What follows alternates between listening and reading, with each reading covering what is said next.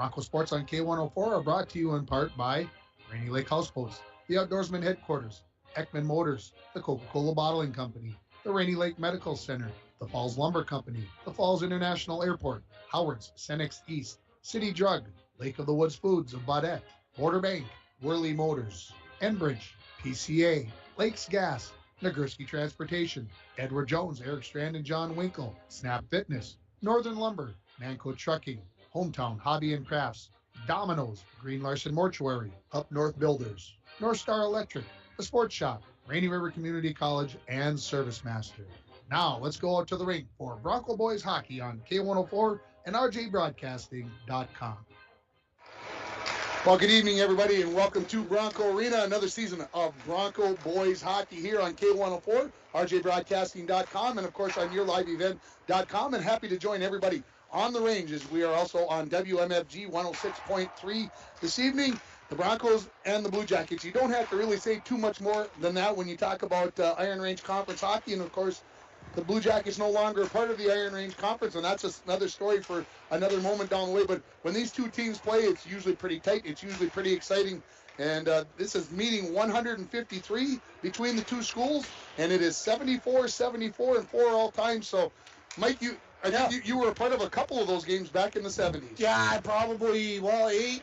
I don't know. We didn't meet much in the playoffs. Yeah, 8 of them. I'd say we probably went 6-2. Okay.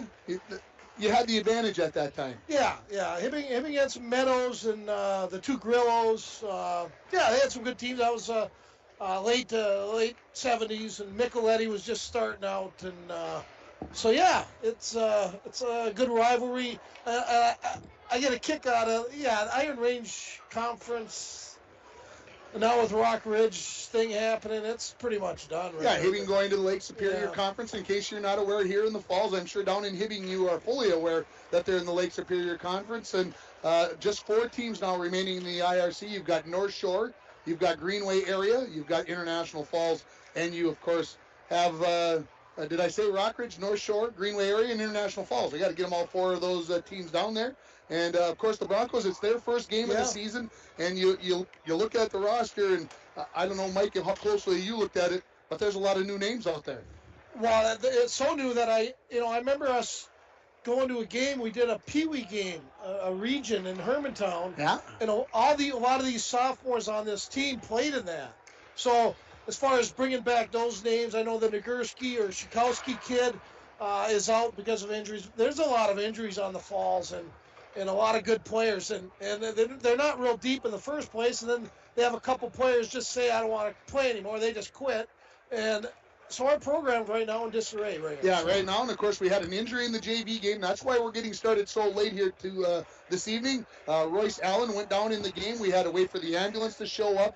They decided after the EMTs and the paramedics looked at him that he was able to walk off the ice. He went to the hospital, and he is going to play in the varsity game. He has been cleared to play, and he's going to play in this game. So that's good news for the Broncos. They get an extra forward back for this hockey game. Yeah, they're going to need him. I mean, this is probably second-line center, I believe, from what I hear. And nice player. We actually brought someone in, which doesn't happen very often. Usually they're leaving.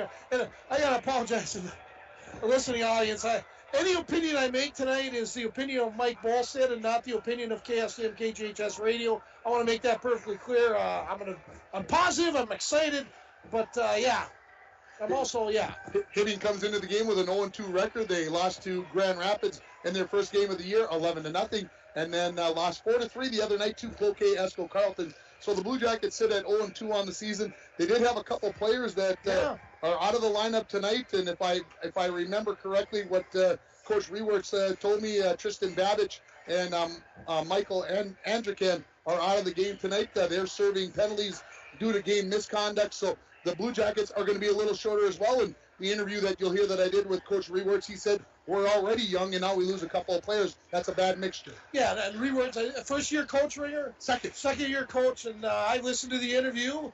Seems like a really good guy, knows the game, and Hibbing has had a lot of good coaches, and most notably, I thought DeCenzo Mark did really well back in he was in the 90s, into the 2000s, and, of course, we all remember the legendary George Perpich that coached all the Hibbing teams in the 70s, in 60s and even into the 80s. And rest in peace, George Purpich and Larry Ross, as those guys were the old school coaches they all coached 25, 30 years, Ringer. You don't see that anymore. You definitely do not see that anymore. Let's take a break here on the Hometown Hobby and Crafts pregame show. When we come back, we'll listen to the interview I did with the head coach of the International Falls Broncos, Chad Baldwin. You're listening to the Broncos and the Hibbing pregame show on K104 in International Falls, on WMFG 106.3 in Hibbing, and you're watching it on yourliveevent.com. Lake of the Woods Foods of Baudette is proud to be sponsoring Bronco Sports. Lake of the Woods Foods invites everyone to Baudette to check out the new look and added additions to our beautiful store. Caribou Coffee with takeout or drive-up service. Our full-service butcher shop with International Falls' very own Paul Dremel cutting your meats to order. Shell Gas with 91 non-oxy gas for snowmobiles and four-wheelers. It's new, it's exciting. Visit the new and improved Lake of the Woods Foods of Baudette. Check out our Facebook page and weekly ad at lakeofthewoodsfoods.com. When it comes to staying warm in the winter season, it's important to have a propane company you can rely on. Lakes Gas has been keeping families warm since 1959. Lakes Gas would like to remind you to check your tanks often and call for a fill when the propane level reaches 30% to assure you always have a warm home. Lakes Gas employs local folks that know the importance of keeping your house warm in the Northland. For prompt, dependable service, call Lakes Gas at 283-3035 or visit them online at lakesgas.com. Coach of the International Falls Broncos, Chad Baldwin. Well, Coach, here it is, first game of the year. It's finally here. It's been a little longer pre-season than it's been in the past. Was that a good thing for your team? Yeah, I think it was really nice. Most years you're scrambling just to get all your systems in place and get the new guys up to speed, but with that extra week, there's a little more time to work on things and, kind of make sure that everything's dialed in. So we're feeling pretty good. All the guys had a good week of practice, so we're looking forward to tonight. You get Hibbing Chisholm here tonight. They've got a couple games already underneath their belt. Have you had a chance to see them, and what do you know about them? No, I haven't seen them. Hibbing's always got a pretty good team. They don't really have too many off years. We've been really competitive with them the last 2 or 3 years. We had 2 one-goal games last year, so we're just going to battle, and we're going to come at them hard and see what happens. When you look at your team, what kind of team is this Bronco team going to be in 21-22? Is it a kind of a grind them out type of a team? Is it going to be somebody that can try to open things up? What do you see? Yeah, I think we're going to have to play physical. We're going to be in your face. We're going to have to get hard on forechecks, hard on the D zone, take away time and space. But overall, we're going to have to be aggressive and, play the body and kind of turn it into an ugly game and grind it out. Talk about who are the grinders for this team? Who kind of makes this team go? Who kickstarts it? I think you can look a lot of places. There's a lot of guys that like to play the body, a lot of guys that like to stick their nose in there. But down in Rock Ridge when we played North Shore, Ben Glowak had a really good game. He had a few nice hits that got the boys going. Savona and Skifstead, all those guys are ready to go, and they're eager to get out there and play hard. Goaltender situation, Diego Christensen gets the start tonight. Coming off an injury from football, you don't have one of the other goaltenders due to injury. Talk about how nervous or edgy that makes you for tonight's game. Diego, he's been around for a couple years now, so he's done some varsity practices and seen some good shots, but he got in a good practice yesterday and looked sharp and was feeling pretty good. So kind of talked with Coach Jelly a little bit and the other coaches, and he's the guy we're going with tonight, and he's excited. He said he's really looking forward to it, and we're excited for him. Because it's his first varsity start, do you have your defense, your forwards play a different type of hockey game because of that, or do you just go out and try to play the game? I think we're just going to play the way we have to. Like I said, we're going to play fast, we're going to play physical, keep guys to the outside, and just, like always, protect your goalie and keep him away from the crease. Coach, let's go get him. Thank you. That was head coach of the International Falls Broncos, Chad Baldwin. Sorry for the delay there. And he talked about. I could tell he was nervous, folks. He always seemed pretty relaxed, but short of players, new team, young team, first game of the year. I could tell that he was awfully nervous coming into this game, and why not? Playing nervous always keeps things going in the right direction. Want to remind everybody that you have a chance to text me and tell me who you think is going to score first for the Broncos in this hockey game. Text your selection to 218-324-3053. And while you have your phone out, call Domino's at 283-3444 or order online to get your favorite pizza, chicken wings, pasta, or a sandwich. It's going to be a little bit later tonight, folks, maybe 10 o'clock by the time we get off the air. The winner receives a $5 gift certificate to Domino's. Already got 6 guesses in. And again, that number 218-324 to call in and get a chance to see if you can win a $5 gift certificate to Domino's. We'll take another break here on the Hometown Hobby and Crafts pregame show. When we come back, you will be listening to the interview I did with the head coach of the Hibbing Chisholm Blue Jackets, Eric Rewords. Hometown Hobby and Crafts has yarn, fabric, stencil art, and baking supplies to prepare for fall and the upcoming holidays. They also have a large selection of puzzles and board games for gifts in the holiday season. Hometown Hobby and Crafts at 327 3rd Street in downtown International Falls. We'll take a 60-second break and we'll come back with more. You're listening on K104 in International Falls, on WMFG 106.3 in Hibbing, and on watching it on yourliveevent.com. Falls International Airport is an economic engine for our area. Daily commercial flights, along with private aviation, brings visitors from across the country to do business with local firms as well as vacation here. And the airport provides access for local residents to connect to the world, as well as a wide variety of job opportunities. The new airport terminal makes travel comfortable, convenient, and many times cost competitive. Falls International Airport, giving you another travel option and strengthening the economic fabric of our community. TrueStar Federal Credit Union opened our doors in 1960, and from that day on, our commitment to the members and community has never wavered.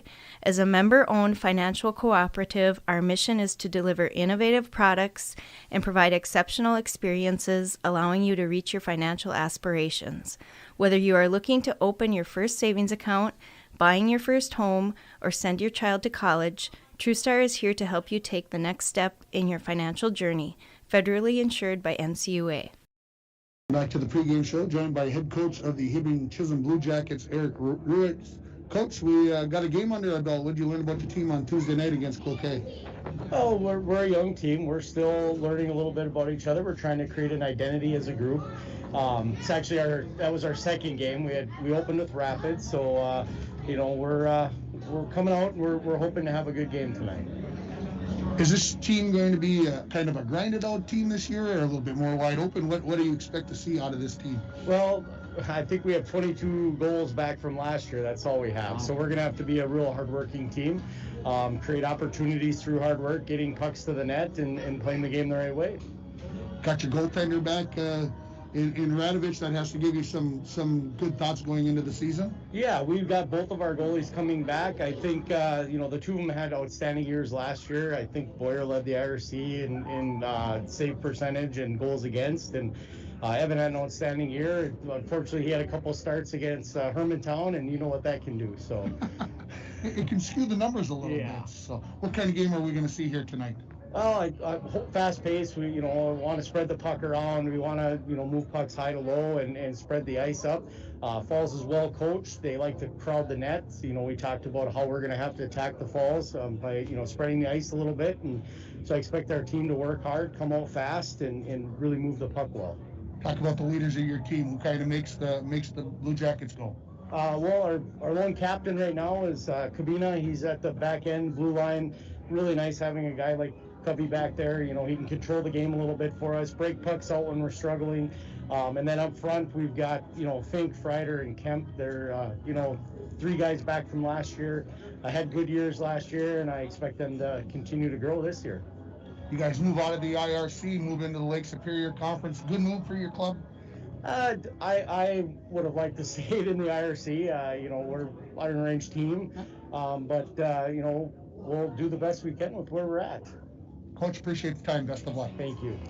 That is head coach of the Hibbing Chisholm Blue Jackets. That is Eric Rewords, and he mentioned when I asked him about the IRC LSC thing, he had to look at things and make sure he answered correctly. Yeah, you could tell he did say IRC and then kind of caught himself a little bit, but that's all right. It's very, very normal, and Yeah, until I guess they're in the Lake Superior Conference for a while, he'll probably use IRC quite a bit. Yeah, I'm sure that's the way we're going to look at this. We're getting closer to the start of this game, but Mike's going to give us his keys to the game, and those keys of the game are brought to you by Edward Jones, Eric Strand, and John Winkle. There are keys to the game, and there are keys to making wise financial decisions for your future. Let Eric Strand and John Winkle help you make those choices. Stop in and see them at 445 4th Street in International Falls, or call them at 283-6464. Edward Jones is a member SIPC. And Mike, what's the key to the game for the Broncos tonight? Well, for the Broncos, it's Parker Savonin and Carter McBride. I would say Parker Savonin.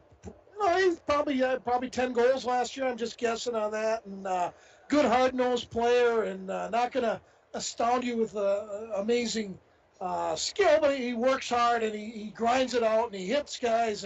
And Parker's a good leader, and Parker's going to have to do a lot this year, and I expect a big game from him. If he plays well, I give the Broncos a good chance. Of course, Carter McBride's going to have to play well in that. It's actually Diego Christensen. Diego's starting. Diego's healthy. Okay, good. I didn't get the starters. Yeah, actually, Carter McBride is not dressed tonight. He's still hurt, too. That's correct. Okay. So Carter, either goaltender. I knew whoever the goalie is, he's going to have to play well.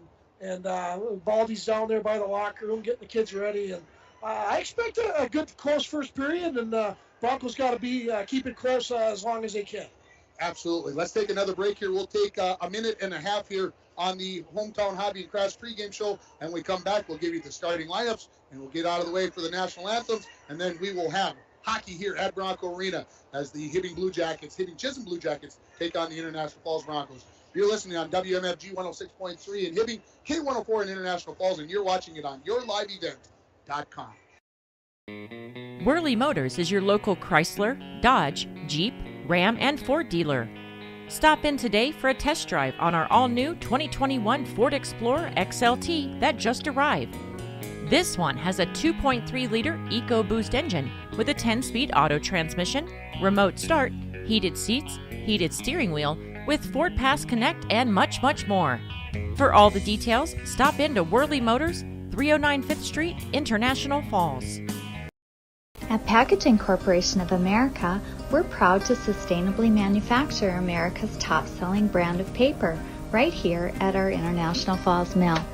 PCA is committed to U.S. manufacturing, environmental excellence, and providing great support to the many events that make our community unique, including the International Falls Bass Championship. At Packaging Corporation of America, we make more than paper. We make a difference.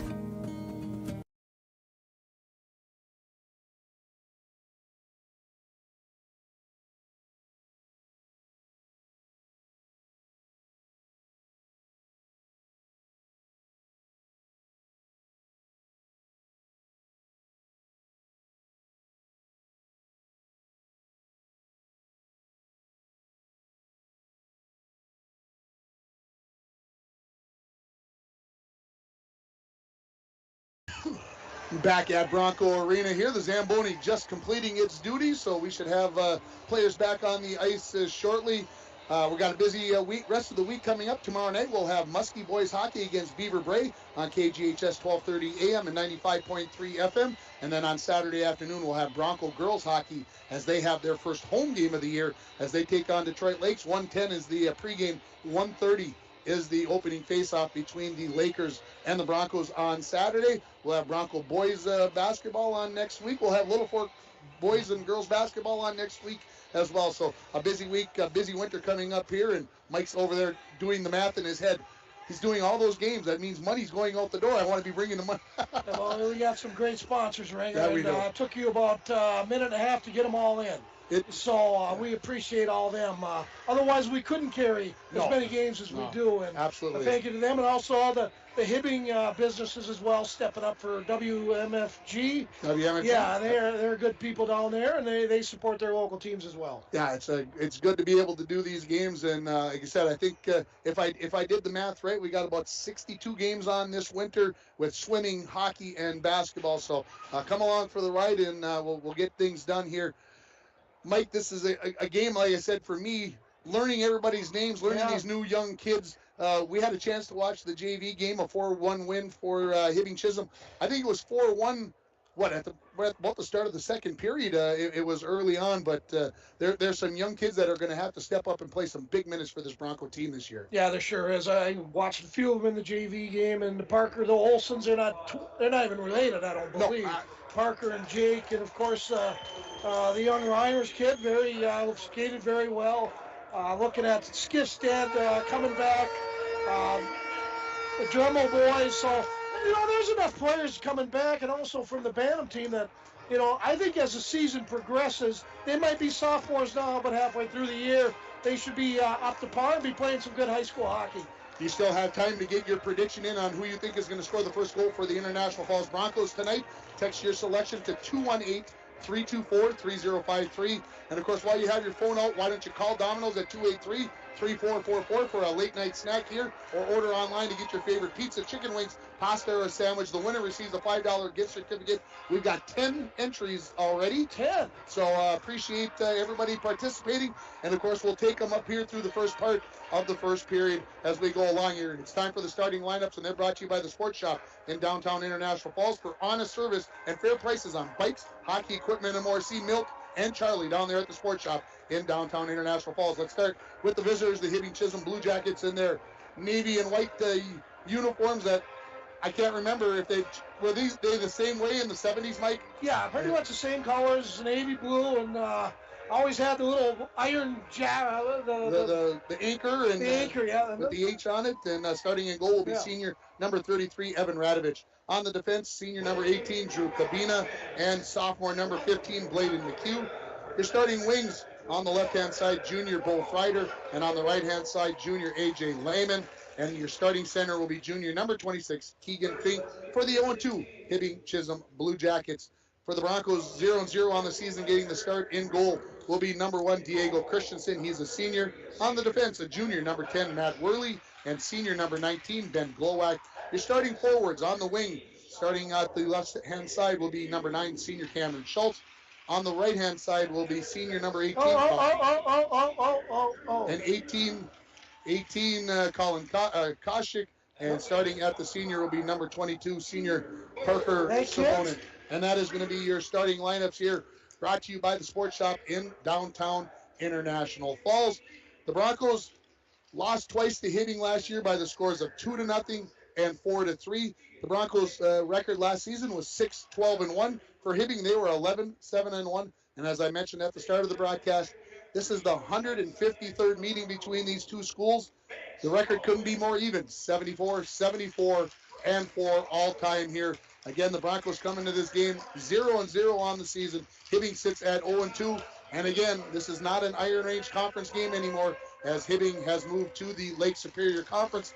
But this is a Section 7A game, and so that has a lot of bearing on the game. Let's take a final break here on the Hometown Hobby and Crafts pregame show. Again, Hometown Hobby and Crafts has yarn, fabric, stencil art, baking supplies to prepare for the upcoming holidays.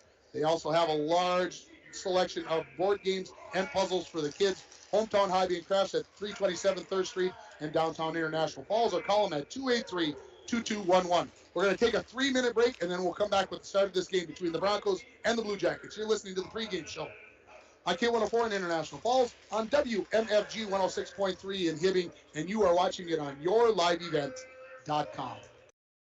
Snow falls on an old apartment. Inside, the holiday season is in swing. On the first floor, Cokes are poured and stories shared among friends. 3 flights up, one generation passes down the family recipe to the next. So good. Inside every home, there's magic. Coca-Cola. Real magic.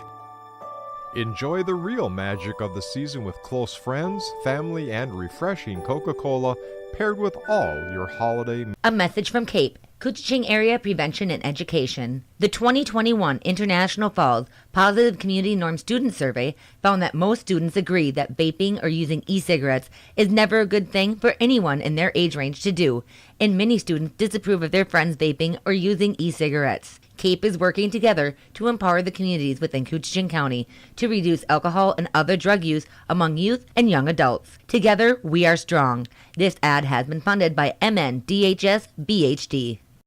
It's the Chevy Open Road Sales event right now at Ekman GM of International Falls. Check this out. The new 2021 Chevrolet Silverado 1500 Crew Cab, Standard Box 4-wheel drive LT Boss, MSRP $57,500, sale price $54,000. Or this 2021 Chevy Silverado 1500 Crew Cab, Short Box 4-wheel drive LT Trail Boss, MSRP $54,705, sale price $51,205. Chevrolet, find new roads. Find out more at EkmanGM.com. Rainy Lake Medical Center is proud to offer local athletes a robust sports medicine program that includes comprehensive rehabilitation for athletic injuries, post-surgical rehab, and return to sports guidance.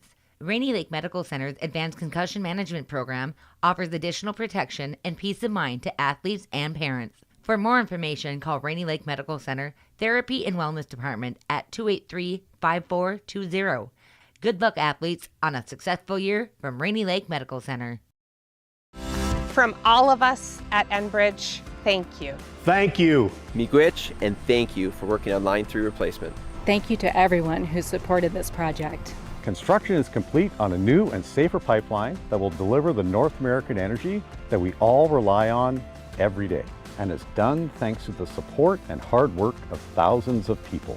I'm grateful for every single voice of support and every hour of labor put into this project. Thank you. Gathered up here, we're getting close to done with the school songs and the sportsmanship, and then we'll get ready for Section 7A hockey here from Bronco Arena between the Broncos and the Hibbing Chisholm Blue Jackets. Mike, are you going to make a prediction? I always ask you this. Are you going to make a prediction? I'm going to stay away from that. Okay. Yeah. Fair enough. I got to watch them. Yeah. you know, Hibbing, I think Hibbing Chisholm's going to have a little bit of an advantage playing two games. Yeah, so I think there's a little bit of an advantage there, but I think it's going to be close. Couple goal game. Yeah, the good part is Baldy's going to find out a lot about his team in the next week or so. Start the first game is always a tough one. You really haven't worked on anything as far as power plays and maybe some neutral ice, action. But so it'll be interesting. I'm looking for him to come out and play hard. The Broncos always play hard regardless, and we'll see what happens, Ringer. Looking forward to it. Let's have some fun here as we get ready for, as I mentioned, Section 70 hockey. I want to say IRC hockey so bad, but you can say it, but I can't. So as we get ready to go here. Ready to come take the face-off will be Parker Simonin for the Broncos. It'll be Keegan Fink for the Blue Jackets. Puck is down, and we are underway. The Broncos. Puck comes back into their own zone. This is Glowak. Up along the wall, out to center, thrown right back in by Kabina. Wraps around into the near corner. Broncos playing right to left in this first period as we have the puck down here in the near corner. Both teams with multiple players in there. Puck still being pushed along the wall. Still battle for there, and now coming away with it is going to be Caden Zahn. Zahn skates in behind his own net, fires it out the far side. Broncos get to neutral. Kabina picks it up there. Waits to get onside now. Comes back in, shoots one at Christensen. He knocks it down with the blocker. Cleared away there by Koshik. Stolen away nicely by a quick spot onto the ice by Dixon. He couldn't handle the puck. Comes loose in the slot. Pushed towards the net there by Kemp, and then the Broncos cleared out to center. Koshik has the first look here. There's a shot saved by Radovich, kicked away, and it comes all the way out to center. Joslin fires it back in, and the Broncos will change up here for their first shift. 1 minute into this hockey game, no score from Bronco Arena on your Rainy River Community College scoreboard. Hibbing gets to the red line. They'll dump and chase it. Christensen out of his net, settles the puck down there. Picked up behind the net. Taken out here by Worley. Worley goes out the far side. That's stolen away nicely by Gabarty. Gabarty tried to throw it into the zone. Going to be picked up there by the Broncos. This is going to be number 16. That is Royce Allen. I wrote the wrong number down on my sheet of paper. That's why. Broncos fired in off the stick of Skifstead. Radovich out of his net, settles the puck down for his defense. Picked up there by Rude. Rude goes out the far side, out to neutral. Back to pick it up is Zahn for the Broncos in his own end. 90 seconds into the hockey game here. We're just underway. And, of course, we got started nearly a half hour late due to an injury in the JV game. And Royce Allen is playing in the varsity game, so that is good sign as he was the player injured in the JV game. Puck is in the Broncos zone, kept in at the point. Shot from there, that's saved by Christensen. Comes into the near corner. That was off the stick of Carney. In the corner with it now. This is Freider. He loses the puck to Caden Zahn from the Broncos. He throws it up to Koshik, who skates into the zone along the near wall. Dumps it into the corner. Avoids a check. His centering pass is knocked down and poked to the near wall. Picked up there by the Blue Jackets. who will skate it off the wall and head out towards center for Hibbing. That is number 19, Peyton Taylor. Now back in behind the Blue Jacket net. Puck comes loose to the near wall. Big hit there by Cameron Schultz. Puck battled for in the corner. Now comes in behind the Hibbing net. Hope everybody in Chisholm isn't going to be too mad if I just say Hibbing every once in a while instead of Hibbing Chisholm. Here they come, the Blue Jackets. There's a shot. Kick saved by Christensen. That was off the stick of Lehman. He picks it up along the near wall. He's checked off the puck by Savonin. Kept in at the line by Rude. He skates in on his backhand. That comes to Christensen, and he flicks that away with the stick. Koshik off the wall, throws it out to center, and the Broncos are going to be looking to get a change here with the rest of their forward line and a couple of D. Right back the other way. Fink into the Bronco zone. Crosses over. He's checked off the puck. Picking up the loose puck there was Dixon. He couldn't handle as it came loose into the corner. Broncos look to clear, kept in by McHugh. His shot gets deflected into the far corner. Going to be picked up there by Dixon. Dixon has it taken away by the Broncos. Worley, he gets it off to Skifstead, who flips it out to neutral. Hibbing sends it right back in. Joslin has it along the near wall. Goes cross ice, can't connect with Allen. Jackets throw it back in, and they'll complete a change as Joslin is in behind his own net to Worley. Now off to the far side to Jake Olson. Jake Olson pushes it out to center, kicked along by Allen, and picked off there by Hibbing, and then Worley is going to throw that in. It hits a player, so no icing. And now back in his own zone, this is McHugh. Headman pass looking up the near wall to Fawcett. Fawcett tries to make a move. That's knocked away by Schultz. Fawcett gets the puck right back. Flicks it in behind the Bronco net where Glowak has it. He's battling in there with Drew Anderson. Comes loose to the far side. Allen knocks it out to center. That's Koshik. Into the zone with it is Schultz. Schultz drops it off. There's a shot by Allen. That's going to be gloved by Radovich. And we get a stoppage with 12:50 remaining in the first period. No score on your Rainy River Community College scoreboard. Start your voyage at RRCC. Your future awaits you right here in your own backyard. Give them a call at 285-7722. What are you seeing earlier? Oh, Mike's not on the air. He's struggling over there. So we're going to face off to the right of Radovich. Going to be controlled by Hibbing off the face-off. They fired around the boards. Anderson tried to deflect it out. Knocked away by Glowike, and then Anderson picks it right back up. Hibbing comes into the zone. Shot kicked away there by Caden Zahn. It goes into the corner. They pile into the corner. Hibbing possesses. Shot. Christensen the save. Tries to poke it away. Still laying right there. Glowike on his knees gets it away. There's a shot from the point by Kabina. That goes wide of the Bronco net. Puck is in behind the net. We're going to have our first penalty of the game. And I believe it's going to be on the Blue Jackets, but we'll have to see. It is going to be a roughing call coming up here. This penalty at the 4:40 mark. It is actually going to be on Savonin from International Falls. I thought it was Hibbing that touched it up there. And so the power play here for the Blue Jackets will get a face-off to the right of Diego Christensen. Fink will take the face-off for Hibbing. It will be Royce Allen that will take it for the International Falls Bronco. Hibbing wins it back to the point. Kabina has it there. Goes back to the far wall. Skating in their wall. Shot. Never got on the mark off the stick of Freider. Bounces to the near wall. Kabina skates cross ice. Keeps it in. Going to be picked up there by Kemp. He goes far ice for Freider. Freider comes back to the near side, and there was a good opportunity. They couldn't connect with Kemp. Skifstead has it. Fires it all the way down the ice. Minute 35 remaining in the power play for the Blue Jackets as the Broncos get 3 new penalty killers out onto the ice.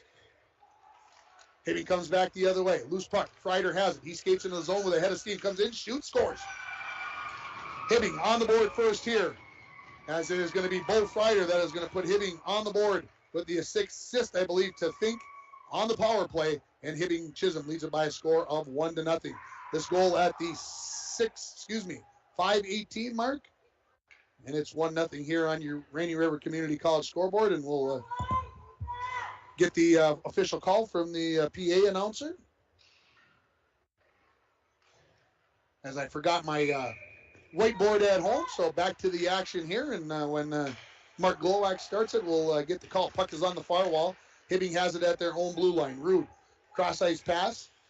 Looking there for McHugh. McHugh fires it along the wall. Hibbing fanned on the shot into the zone. Now Joslin has it along the near wall. Number 5, Bo Freer. Assist number 18, Drew Kabina. And number 26, Ian Fink. So 18 from 26 in the goal scoring. On the assist, 5 from 18 and 26. Hibbing has it in the Bronco zone. Knocked away by Worley. Going to be picked up there, and a quick shot off the stick there of the Hibbing player. That's knocked down. There's another one. That floats over Christensen's shoulder, and it's into the back of the net, and Hibbing is going to lead this game by a score of 2-0. That one had a little flutter on it and went right over the stick side shoulder of the goaltender Christensen, and it's 2-0 Hibbing Chisholm. 6:10 the time of this goal, and we'll see who is going to get the assist along the way. Could be Peyton Taylor, number 19, with one of those, and it is going to be Jack Gabardi.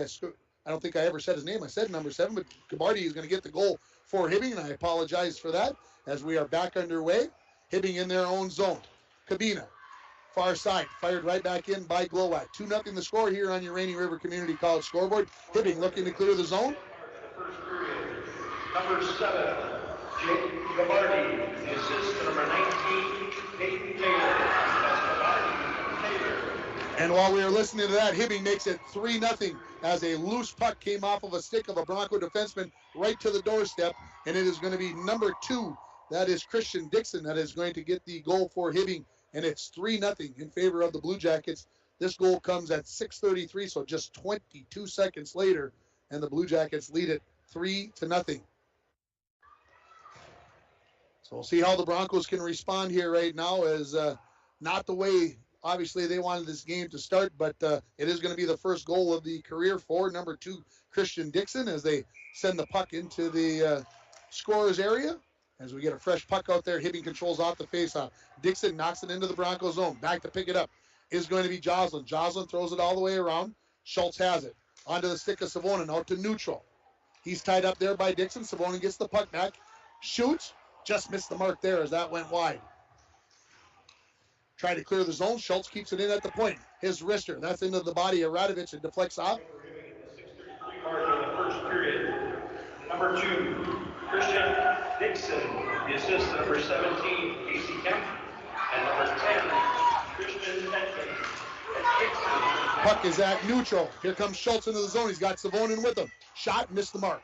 Comes into the near half wall. Going to be picked up there by Kemp for the Blue Jackets. He skates into the Bronco zone. 2-on-2. Shoots. That never got there as it was blocked by Glowak. Kept in at the point by Rude. He's checked off the puck by Kushek as it comes back out to neutral. Picked up there by the Blue Jackets. Skating back with it. This is going to be Carney. Cross-ice pass to Rude. Rude skates along. Has his pocket picked, but the puck is going to be picked up by Lehman. Lehman picks up the loose puck here. Now that's a shot off the stick of Fink. There's a save for Diego Christensen in the Bronco net. The puck in the far corner. Knocked away. Now this is Koshik, who backhands it out to center. This one won't have enough to be icing. And Carney has it for the Blue Jackets. Off the wall, out to center. Knocked around there by Zahn. He couldn't get it into the zone. Skifstead will. Hits the hand there of Carney, and Hibbing picks it up with Rude. Rude pinned to the wall by Skifstead. Tries to flick it out of the zone. Kept in at the point by Zahn. Now, Fink. Cross ice to Lehman. To Freider. Freider comes in. Gives it out to Fink. Walks in. There's a save for Christensen. Rebound. Comes to the near wall. That was a high one that Christensen got up in the shoulder and kept it out of the back of the net. Puck in the near corner. 8.5 minutes remaining in the first period. We're just past the halfway mark. Hibbing Chisholm leads it by a score of 3-0. Skifstead with the backhand off the glass. Out to center. Jake Olson putting the pressure on. Puck comes loose. Allen skates in. Shot. That's a save by Radovich. Kick to the far wall. Picked up there by Freider. Freider looking at his options and now will turn and skate out of the zone. Onto the stick here of Peyton Taylor. Shot saved by Christensen as he's being peppered. Shots on goal. 8-4 in favor of Hibbing Chisholm. Here come the Broncos. Schultz up to Savonin. Savonin gets cut off in the corner. Looks for Schultz, and it comes onto the stick here of the Blue Jackets, and we've got a whistle, and we are going to get a penalty here on the Blue Jackets. This will be on number 19. This is Peyton Taylor, who's going to pick up the penalty here for Hibbing. This is going to be head contact, and this penalty is going to come at the 9:05 mark, so the Broncos' first power play of the season, and the power play is brought to you by Up North Builders, expert construction in International Falls, planning, management, and experience. It makes a difference. Up North Builders. Face off to the left of Radovich, controlled by the Blue Jackets. They try to clear, kept in by Zahn. His wrister knocked down there by Lehman. They battle along the half wall. Comes to Koshik, looking for Savonin on the back door. They couldn't connect. Savonin near the blue line. Shoots. That gets onto the body of Radovich. He kicks that to the corner. Picked up by Schultz. Out to the point to Zahn. Zahn his wrister. Radovich flicks that away as it got onto the goaltender. Koshik pinned to the wall by McHugh. They go into the corner. Puck comes loose in behind the Blue Jacket net. Rude has it. He's knocked off the puck by Savonin, but it's going to be picked up there by Kemp. Kemp in behind his own zone. Broncos on the power play here. The Up North Builders power play. Hibbing gets it out to neutral. 1:15 remaining in the power play. Savonin shoots one on, and the Broncos will change their power play unit. Hibbing looks to clear, and they will send it all the way down. Christensen out of his net. Putting on some pressure here is going to be Freider. Freider skates it back all the way into his own end, using up some time here on the Bronco power play. Come to the near side, and Hibbing sends it to the blue line, but kept in by Allen. Allen tried to flick one to Skifstead, but out of his reach. And now this is Edmonds, who will turn for the Blue Jackets and send it all the way down the ice. 45 remaining in the Bronco power play. Joslin has it in the near corner. Backhands one off the wall to Allen. Allen flicks it out to center. Hibbing picks it up there. Turning back is going to be Edmonds. Edmonds put it into the zone. Worley will skate into the far corner to pick it up. 6.5 in the period. 30 in the power play for the Broncos. 3-0. Hibbing Chisholm leads it on your Rainy River Community College scoreboard. Worley out to center. Allen makes a nice move there to avoid the poke check. Skates in. Shoots. Saved by Radovich. He covers up the rebound. And burying in. And Dremel, first time I've had a chance to say his name, he gets close to the goaltender. And the Blue Jackets come in and protect. And we'll have a face-off to the right of Radovich with 6:14 remaining in the first period. Hibbing got their goals, 3 of them, in a span of 1 minute and 15 seconds. And we're going to get a couple of penalties here on 16 for the Broncos, who is Allen. And for number 18 for, we got number 18. I got to find my man. This is Cabina. And we are going to have roughing calls. These penalties will come at the 11:46 mark. They will be offsetting, so we'll stay 5-on-5 hockey here. Face off to the right of Radovich. Kemp will take the face off for the Blue Jackets. It's going to be Schultz. And the first line for the Broncos taking it here for the Broncos. Winning it back is Kemp. Try to clear the zone, and they do. Gets past Zahn along the near wall. Off the stick there of McHugh. Skating back to pick it up is going to be Glowacz in behind his own net. He goes out the far side. Just out of the reach there of Zahn. Puck is at neutral. Going to be picked up by Savonin. Savonin skates through center, avoiding a couple poke checks. Shot that goes wide of the mark, goes into the far corner. Hibbing is now at full strength as the power play comes to the end for the Broncos. In behind his own net, this is McHugh. Fires it out along the far wall. Gets out to center, and now Hibbing comes in 2-on-2. Skating in is Kemp. Shoot, saved by Christensen, and the puck going to be picked up by Savonin and sent out to neutral. Edmonds for the Blue Jackets off the near wall. Picked up there by Kemp. Kemp turns in his own zone. Now out to neutral. Knocked off his stick by Koshik. Koshik to Jake Olsen, who fires it on to Radovich, and he's going to cover that up with Koshik coming in. 5:18 remaining in the first period. Score, Hibbing Chisholm 3, International Falls 0 here in the season opener for the Broncos. It is game number 3 for Hibbing, and they've already scored as many goals in this game as they had combined in the first 2 games, as they lost 11-0 to Grand Rapids and 4-3 to Cloquet on Tuesday night. Face off to the left of Radovich. One back by the Blue Jackets. With it is Carney. He fires it around the boards. Looking for Taylor. Taylor off the wall and now out to center. Here comes Gabarty. Gabarty shoots. That misses the wide post. Hibbing picks it up there. Back to Gabarty. He tipped it out front, but that's cleared away by Joslin. Kept in at the point by Carney. He skates along the wall. Tried to leave it off there. Here's Taylor with it. He's knocked out the puck. One-timer. Here from the point. That's knocked down by the Broncos. Dremel. Puck still loose. Hibbing has control as they knock it into the corner. Anderson, centering pass, shot from point-blank range. That never got onto the goaltender as that hit the defense of the Broncos, and it's knocked out to center. Big hit there on Dremel by Edmonds as the puck comes into the zone. Skids that backhand, and I believe that hit the post, and we get a whistle behind the play, and we are going to have a high stick penalty coming up on the Blue Jackets, Edmonds.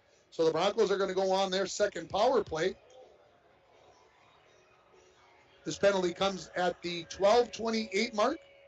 And so the Broncos go on the Up North Builders power play. Expert construction in International Falls. They've got planning, management, and experience. It makes a difference. Up North Builders. Face off to the left of Radovich. Broncos on their second power play. Obviously 0 for 1. And we're going to get a whistle. And I'm trying to figure out what the official, he's pointing down the ice, but somebody wasn't lined up right, so we'll redo it. Face-off again, won by the Blue Jackets. They've done a good job there. This is Rude. Trying to skate along the near wall, has it knocked off of his stick. Skating out of the corner with it is Schultz. Leaves it for Savonin. Shot, rebound, kicked away and right onto the stick of Koshik. And the Broncos are on the board, 3-1. Koshik from Schultz and Savonin on the power play. And the Broncos are within 2 here at 3-1. This goal comes at the 12:41 mark. And it will be Colin Koshik that scores the first goal. And as I look down on my sheet of paper, that means Owen Worley is the winner of the $5 gift certificate from Domino's. So congratulations, Owen. Stop in at the radio station between 8 a.m. and 4 p.m. So we're back to hockey here, 5-on-5. Koshik, right off the faceoff, knocks it into the zone. Picking it up there for the Blue Jackets is going to be McHugh. He throws it to Freider along the far wall, and they'll skate out of the zone. Fink leaves it back for Freider, who skates it into the zone on his backhand. Looking to center. That's cleared away nicely by Koshik. Koshik brings it to the half wall. Stolen away there by Fink. Fink leaves it for Lehman. Fink behind the net. Here's a shot that goes wide of the mark off the stick of Bo Freider. Comes out to the point. Kept in there by the Blue Jackets. Far side. Tic-tac-toe. Oh, and Lehman missed a wide open net. He had all 24 square feet and could not put it into the net. And this will be an icy call here on the Broncos. And so again, it is going to be Koshik from Schultz and Savonin on the power play goal. We're at 3-1 with 3:35 remaining here in the first period on your Rainy River Community College scoreboard. Start your voyage at Rainy River Community College. Your future awaits you right here in your own backyard. 285-7722 if you're looking to sign up for spring classes. Face off to the left of Christensen. Allen versus Kemp. Kemp wins it back. Rude comes near side to Edmonds. He throws it in the corner. Going to be picked up there by Fawcett. Back out to the point to Edmonds. Edmonds just kept that in. Makes a couple of moves, and now the Broncos are cleared out. Allen, backhand pass for Skifstead. Skifstead and Rude will race for the puck, and Rude's going to get there first. Knocked off the puck. Allen, centering pass, cleared away by Kemp. Kemp gets it out, and we're going to have a power play coming up here for Hibbing. Skating in, 2-on-1. Fawcett couldn't catch up with that pass from Dixon. In behind the net now. There's a big hit by Joslin. Kemp skates into the corner. Extra attacker on, and now the Broncos cleared away. Well, I thought the whistle should have come, but the no whistle there, as it was Dremel, who I thought had possession. Now in behind the goal. Hibbing. This is Freider. Leaves it for Dixon in the corner. 6-on-5 right now. Delayed penalty coming up on the Broncos. Freider. There's a shot. There's a save by Diego Christensen off the stick of Dixon. He gets a second opportunity. That never got to the net. And now the Broncos will touch up there, and we are going to get a kneeing call on the Broncos. This penalty at the 14:23 mark, it'll be on Joslin, and it will be a power play here for Hibbing. They are, gotta go back and do my math here, 1-for-1 on the power play. Face-off will come to the left of Christensen. Shots on goal right now, according to the scoreboard, 10-9 in favor of the Blue Jackets. There'll be Fink, Lehman, Kemp, Cabina, and it looks like Freider on the power play here for the Blue Jackets. One back by Fink. Freider has it along the near half wall. Gets it off to Cabina. Slap shot from the point. Never got the rebound and score. Came off the offense or defenseman and standing right at the edge of the net. I believe it is going to be number 26, Keegan Fink, that is going to score on the power play. And the Blue Jackets regain their 3-goal lead at 4-1. This goal will come at the 14:32 mark, so just 9 seconds into the power play. And we'll get the assist here on the official scoring in a moment. But that shot from the point by Cabina hit some traffic and bounced right to Fink at the doorstep, right on the near post. And all he had to do was slide it into the back of the net. Back at center here, Broncos control the puck. This will be Glowak, who will skate back to get it in his own zone. Fires it along the wall and now out to center. Near side, Schultz. 4:32 mark of the first period. Number 26. Keegan Fink, the assist by Harold Frieder and breaking Drew Cabina. So we get our assists. So Freider and number 18, Cabina, get the assist. The Broncos have the puck in the Hibbing zone, Hibbing Chisholm zone. There's a shot from the wall by Zahn. It goes into the far corner. Going to be picked up there by the Blue Jackets. Comes out to center. Savona takes a big swipe at it, sends it back into the Blue Jacket zone with a minute 45 remaining in the period. 4-1, Hibbing leads it. Hibbing now into the zone. Racing back to pick up the puck there is Gabardi. His centering pass. That's kicked away by Christensen, and now Royce Allen has it. Long headman pass looking for Schultz. That's broken up by the Blue Jackets, and they knock it into the Broncos zone. Anderson, stapled to the wall by Allen. Looking to clear his goal whack, kept in by Cabina. His wrister from the point right on to Christensen, and he'll hang on to it with 80 seconds remaining in the first period. 4-1 the score here on your Rainy River Community College scoreboard.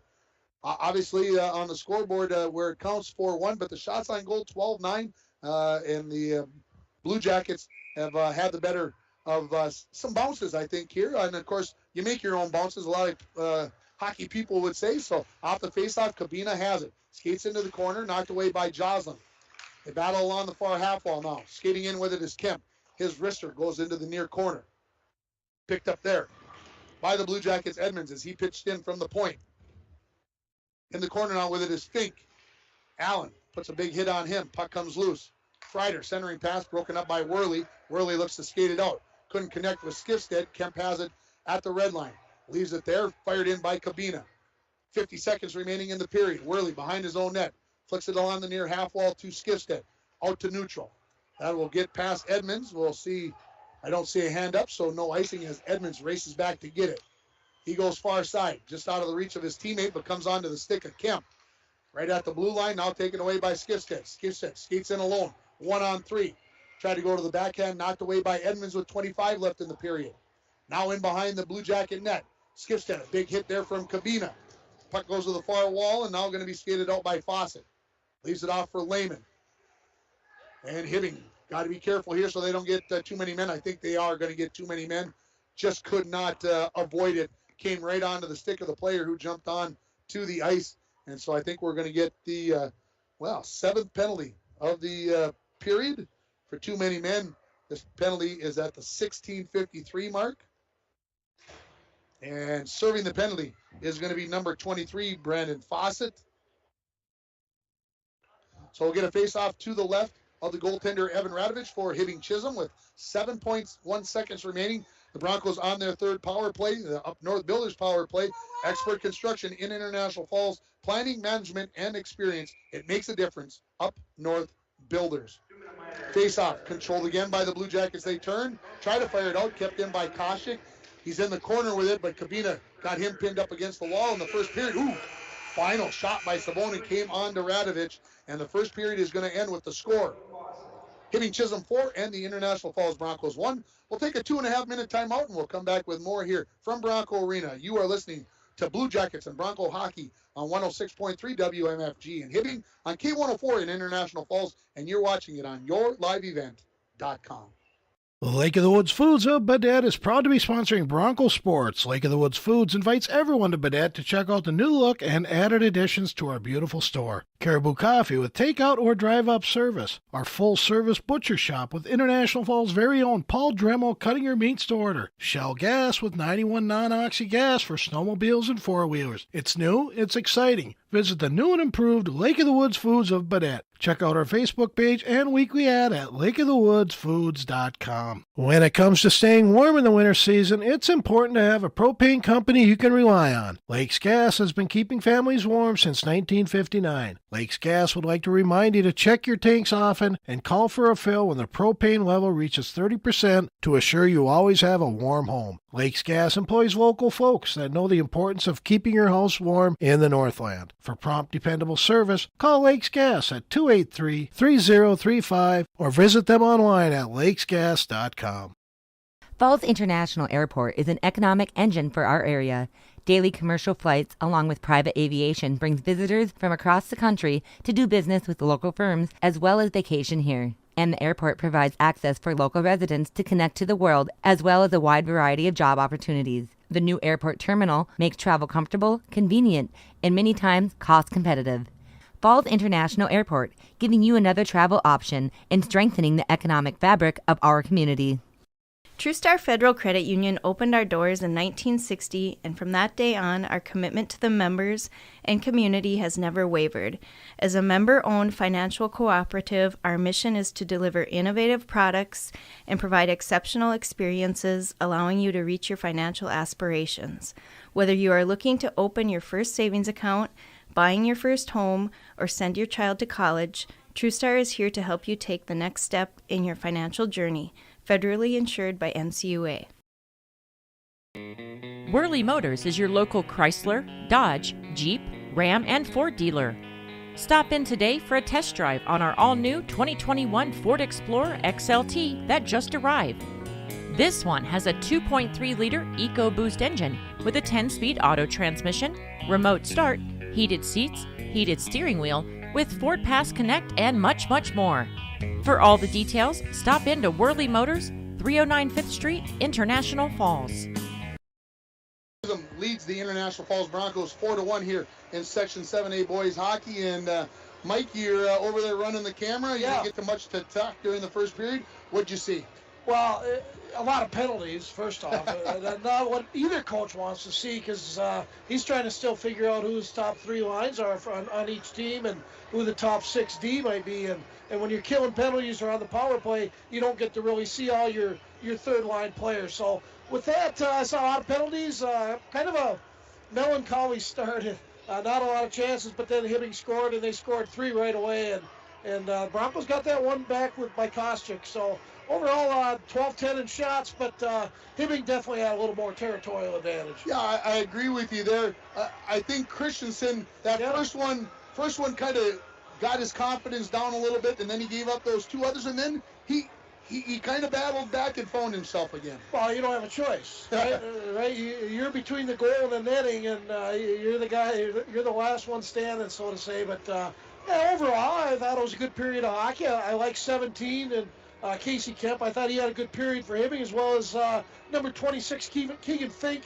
Those 2 kids for Hibbing kind of stood out, and I really liked the play of number 16 Royce Allen, the new young player, the sophomore kid, big kid for a sophomore, and also Jocelyn he's just playing his normal tough defensive game. So those 4 players stood out. Yeah, and to me, I thought Cameron Schultz, who didn't get really any time last year on the varsity, I thought played well on that first line left wing. Him and Koscheck and Savonin, of course, there's a reason why they're on the first line. Yeah. But I thought that they had, even though it's the first period, I thought they had some chemistry along the way. Yeah, Schultz, he's a Schultz. He's going to play tough. He's going to play hard, and he's going to play between the whistles, and he's going to cause issues for you. But I thought, I agree with you. That's a good point about Cameron Schultz. And if this kid doesn't quit moving our stuff, I'm going to lose it.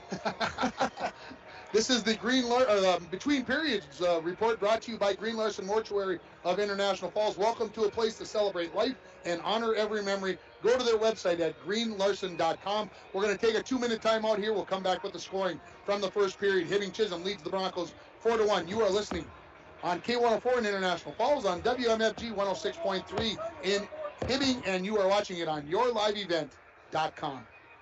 At Packaging Corporation of America, we're proud to sustainably manufacture America's top-selling brand of paper right here at our International Falls mill. PCA is committed to U.S. manufacturing, environmental excellence, and providing great support to the many events that make our community unique, including the International Falls Bass Championship. At Packaging Corporation of America, we make more than paper. We make a difference. Snow falls on an old apartment. Inside, the holiday season is in swing. On the first floor, Cokes are poured and stories shared among friends. 3 flights up, one generation passes down the family recipe to the next. So good. Inside every home, there's magic. Coca-Cola, real magic. Enjoy the real magic of the season with close friends, family, and refreshing Coca-Cola paired with all your holiday meals. A message from CAPE, Couchiching Area Prevention and Education. The 2021 International Falls Positive Community Norm Student Survey found that most students agree that vaping or using e-cigarettes is never a good thing for anyone in their age range to do, and many students disapprove of their friends vaping or using e-cigarettes. CAPE is working together to empower the communities within Coochiching County to reduce alcohol and other drug use among youth and young adults. Together, we are strong. This ad has been funded by MNDHS BHD.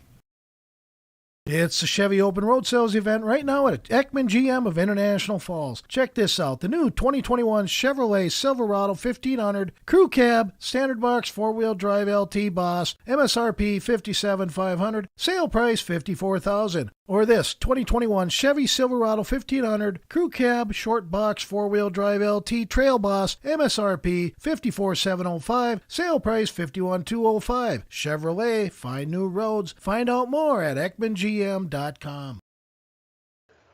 Welcome back to Bronco Arena here in between the first and second period. I forgot to turn the microphone off, so I hope that Hibbing wasn't getting too much of the extra stuff there. But let's run down the scoring here as we are having the in-between periods report brought to you by Green Larson Mortuary.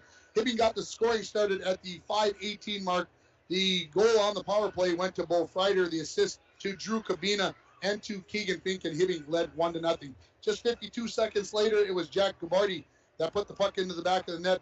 The assist went to Peyton Taylor, and Hibbing led 2-0. Just 23 seconds later, Hibbing made it 3-0. Goal to Christian Dixon, his first of his career. I believe also Gabarty, it was his first of his career. Casey Kemp and number 10, Christian Edmonds, picked up the assist on the third Hibbing Chisholm goal, and it was 3-0 International Falls. Just over 6 minutes later, at the 12:41 mark of the period, they get the power play goal from Colin Koshik, the assist to Cameron Schultz and Parker Savonin, and then Hibbing got back to their 3-goal lead on the power play. This time Keegan Fink, the top line center, puts it in the back of the net. Bo Freider and Cabina pick up the assist for Hibbing there. It's 4-1 after 17 minutes. There were 7 penalties in that first period, and when we come back, the Broncos will be on the power play with 1:53 remaining on that power play to start the second period. And as I look down at it, 4-3, so pretty even, but the officials not taking anything. They're called a lot of penalties. Yeah, they're supposed to. I mean, I couldn't say one call wasn't a penalty, so it is on the players, and the refs are doing a good job. And tell you what, nobody ever complain about refs right now. Right now, in the state of Minnesota, they're having a hard time finding refs. So fans, I know it gets frustrating sometimes, but they're doing the best job they can. And tonight, I think they're doing a real good job. Yeah, obviously, it's you put the plea out there for officials, people to come and work the scoreboards, the stuff down below. How about the camera for us? How about come and work the camera? And we're being honest about this, folks. Hey, if you want to come watch hockey and basketball for free, we've got the offer for you. You can come and watch Bronco basketball, LBF basketball, Bronco hockey, boys swimming for the Broncos. We'll bring you along. You can come to all the events for free. I don't know if Mike will pay you, but you can maybe we can negotiate. We can negotiate. But here's another thing: is we don't care of your age. Grandmas, grandpas, adults. Yeah, come on down and help us. We are really having a hard time getting these positions filled. Hey, I got to send a shout out. Sure. Judy Olson. Oh my gosh. Yes. There was a Judy Olson sighting? I saw her today in one of your accounts, Hometown Hobby. I went over there to look for calendars and stuff, and Judy was in there. I got to talk to her, and she's hoping to get back in real soon. They're older a little bit, and they just don't want to be brought into all the big crowds. But I sure miss her. I miss giving her a hard time, and she misses giving me a hard time. She actually gave me a couple shots, but nothing but the best for Judy. I'm sure she's watching on your live event or on KCC TV or Midco Channel 7 here in the Falls. We're going to take a final 2-minute break, and then we'll come back with the start of the second period. The score after one period, Hibbing Chisholm 4, International Falls 1. You've been listening to the In-Between Periods report, brought to you by Green Larson Mortuary on K104 in International Falls, on 106.3 in Hibbing, and also on yourliveevent.com. Rainy Lake Medical Center is proud to offer local athletes a robust sports medicine program that includes comprehensive rehabilitation for athletic injuries, post-surgical rehab, and return to sports guidance. Rainy Lake Medical Center's Advanced Concussion Management Program offers additional protection and peace of mind to athletes and parents. For more information, call Rainy Lake Medical Center Therapy and Wellness Department at 283-5420. Good luck, athletes, on a successful year from Rainy Lake Medical Center. From all of us at Enbridge, thank you. Thank you. Miigwech, and thank you for working on Line 3 replacement. Thank you to everyone who supported this project. Construction is complete on a new and safer pipeline that will deliver the North American energy that we all rely on every day. And is done thanks to the support and hard work of thousands of people. I'm grateful for every single voice of support and every hour of labor put into this project. Thank you. Lake of the Woods Foods of Baudette is proud to be sponsoring Bronco Sports. Lake of the Woods Foods invites everyone to Baudette to check out the new look and added additions to our beautiful store. Caribou Coffee with takeout or drive-up service. Our full-service butcher shop with International Falls' very own Paul Dremel cutting your meats to order. Shell Gas with 91 non-oxy gas for snowmobiles and four-wheelers. It's new, it's exciting. Visit the new and improved Lake of the Woods Foods of Baudette. Check out our Facebook page and weekly ad at lakeofthewoodsfoods.com.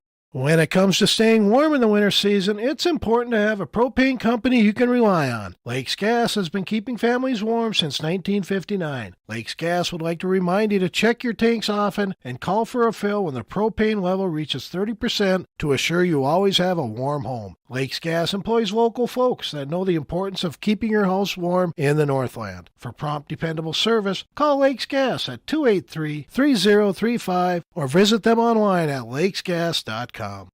Seconds, the Broncos just coming back out using all the seconds to rest up their players. Mike, what has to change in the second period for the Broncos to stay in this game? Well, I think right away, Ringer, the Broncos need to get some chances on the power play and hopefully capitalize. They got to get that game back to a 2-goal game, and not a better chance than right now with the power play. There's still 34 minutes left in this game. I think the worst thing the Broncos could do here is panic. I mean, there's a lot of hockey left. Yeah, you can't get down, and you're only down 3 goals, and like I said, this power play is really big. But, they got to play hard, Ringer. That's going to be the type of team they're going to have all year. They're going to have to outwork teams, and this is a good start here. It's fun doing hockey again. It's glad to be back in Bronco Arena and seeing all the familiar faces. I tell you what, still a lot of tradition and a lot of good things in this Bronco Arena, and a lot of good games between Hibbing and the Falls. And a very nice crowd here at Bronco Arena tonight. Absolutely. Last year, we basically had about 100 people in the place. That was about all that you could have, 150 people. So this feels a lot better, and ready to go. The Broncos will be going left to right in this second period as the cheerleaders just completing up the school song here. They'll get off the ice, and then we'll get back underway here. Again, we're so far behind here tonight. It's 8:40. Again, we had a delay in the JV game with a injury to a Bronco JV player, and so that's the reason for the delay. So stay up a little bit later with us. 4-1 the score here right now in favor of Hibbing Chisholm as Fink and Savonin will take the face-off. And the door gets shut down the far side, and now we're ready for hockey. Puck is controlled. This is Koshik, who skates into the Blue Jacket zone. Lets a wrister go. That's knocked down there smartly by Kabina. Picked up by Koshik. Fires it in behind the net to Schultz. Schultz skates out of the corner. Leaves it there for Koshik. Koshik centering pass for Savonin. Knocked down by the Blue Jacket defense. Bouncing puck. Koshik shot saved with the glove by Radovich. 19 seconds into this second period. We'll get a face-off to Radovich's left. Radovich had 9 saves in that first period. Diego Christensen had 8. I failed to mention that during the stats in between the periods. Face-off won back by Savonin. There's a shot that comes on. Rebound, Schultz. And there's a couple of saves by Radovich. One on the wrister from the point off of Zahn, and then Schultz right at the doorstep. And Radovich was, as they say, equal to the task. Puck is in the near corner. Battle for there between Freider and 3 Bronco players. Hibbing, of course, on the penalty kill here, so they are playing this awfully safe. 1:11 remaining in that Bronco power play. Skating back with it is the Blue Jackets. Far side, trying to fire it all the way down is McHugh. He will. Christensen comes out of his net to beat Fink to the puck. Knocked into the corner where it will be Zahn. Zahn out to neutral. Tried to get it out to neutral. Knocked away there by Lehman. Lehman loses an edge there. We'll call it that way. And the Broncos skated out. This is Glowak up to Schultz, who skates it in.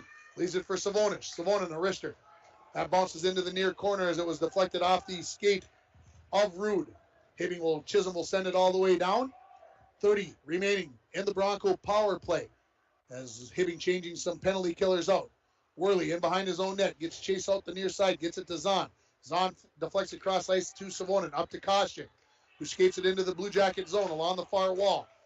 Knocked off of his stick. Savona picks it up. Shot from the dot. That's saved by Radovich. Goes to the end wall. Fired around the wall by Rude, and it's out to neutral.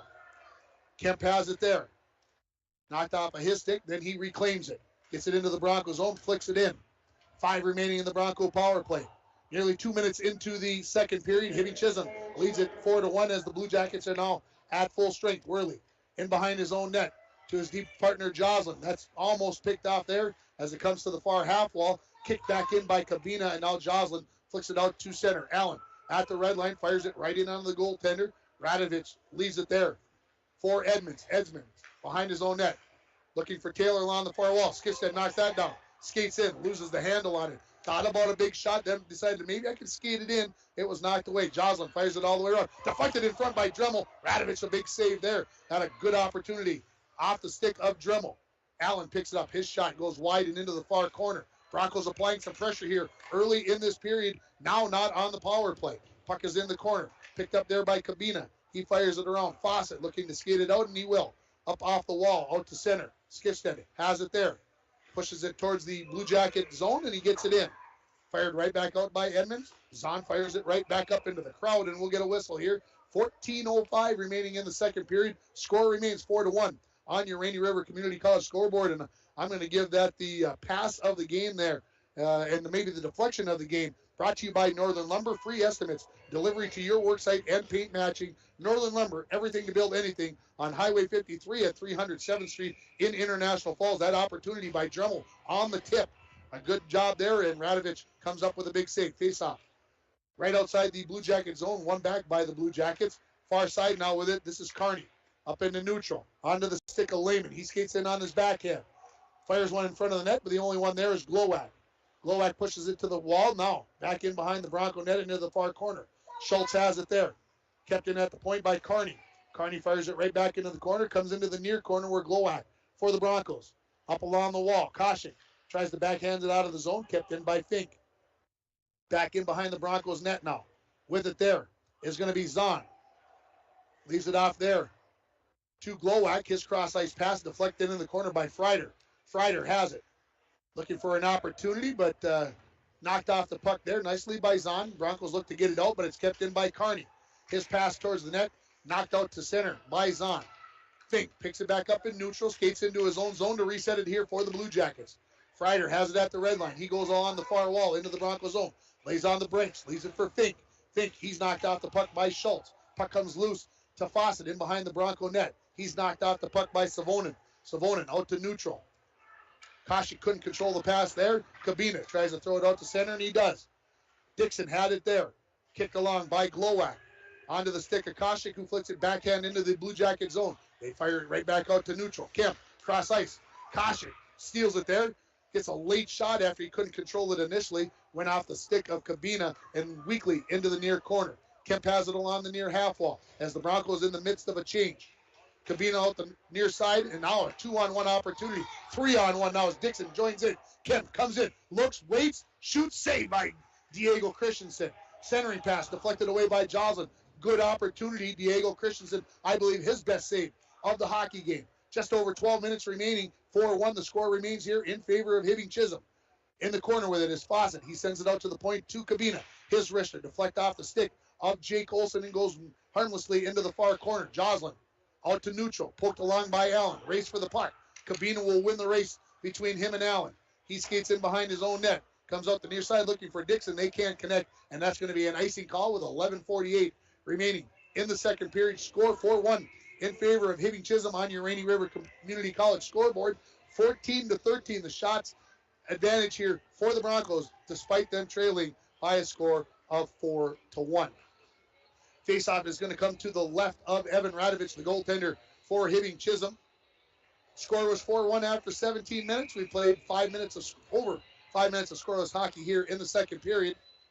Savonin wins the faceoff. It comes back to Glowak. His wrister hits some traffic. That's Rude. Rude looks to skate it away. Koshik takes it away momentarily, and now out to center. Rude off the far wall, skating into the zone with it. This is Hibbing Chisholm. They come in. Shot, that's wide of the mark and comes out to the near half wall. Puck is bouncing along there, and the Broncos out to Schultz, who tries to poke it in to the zone. Picking it up there, Savonin. His shot. That's knocked down by Edmonds. He looks to clear. Kept in by Zahn. His wrister. That missed the mark. Schultz skates with it to the far corner. Shot there. That's kicked out, and Westerberg picks it up, and we get a whistle, and we are going to get a penalty on, I believe, Hibbing Chisholm here. This is going to be on Edmonds for head contact. And this will be his second penalty of the game. This penalty comes at the 5:51 mark of the second period.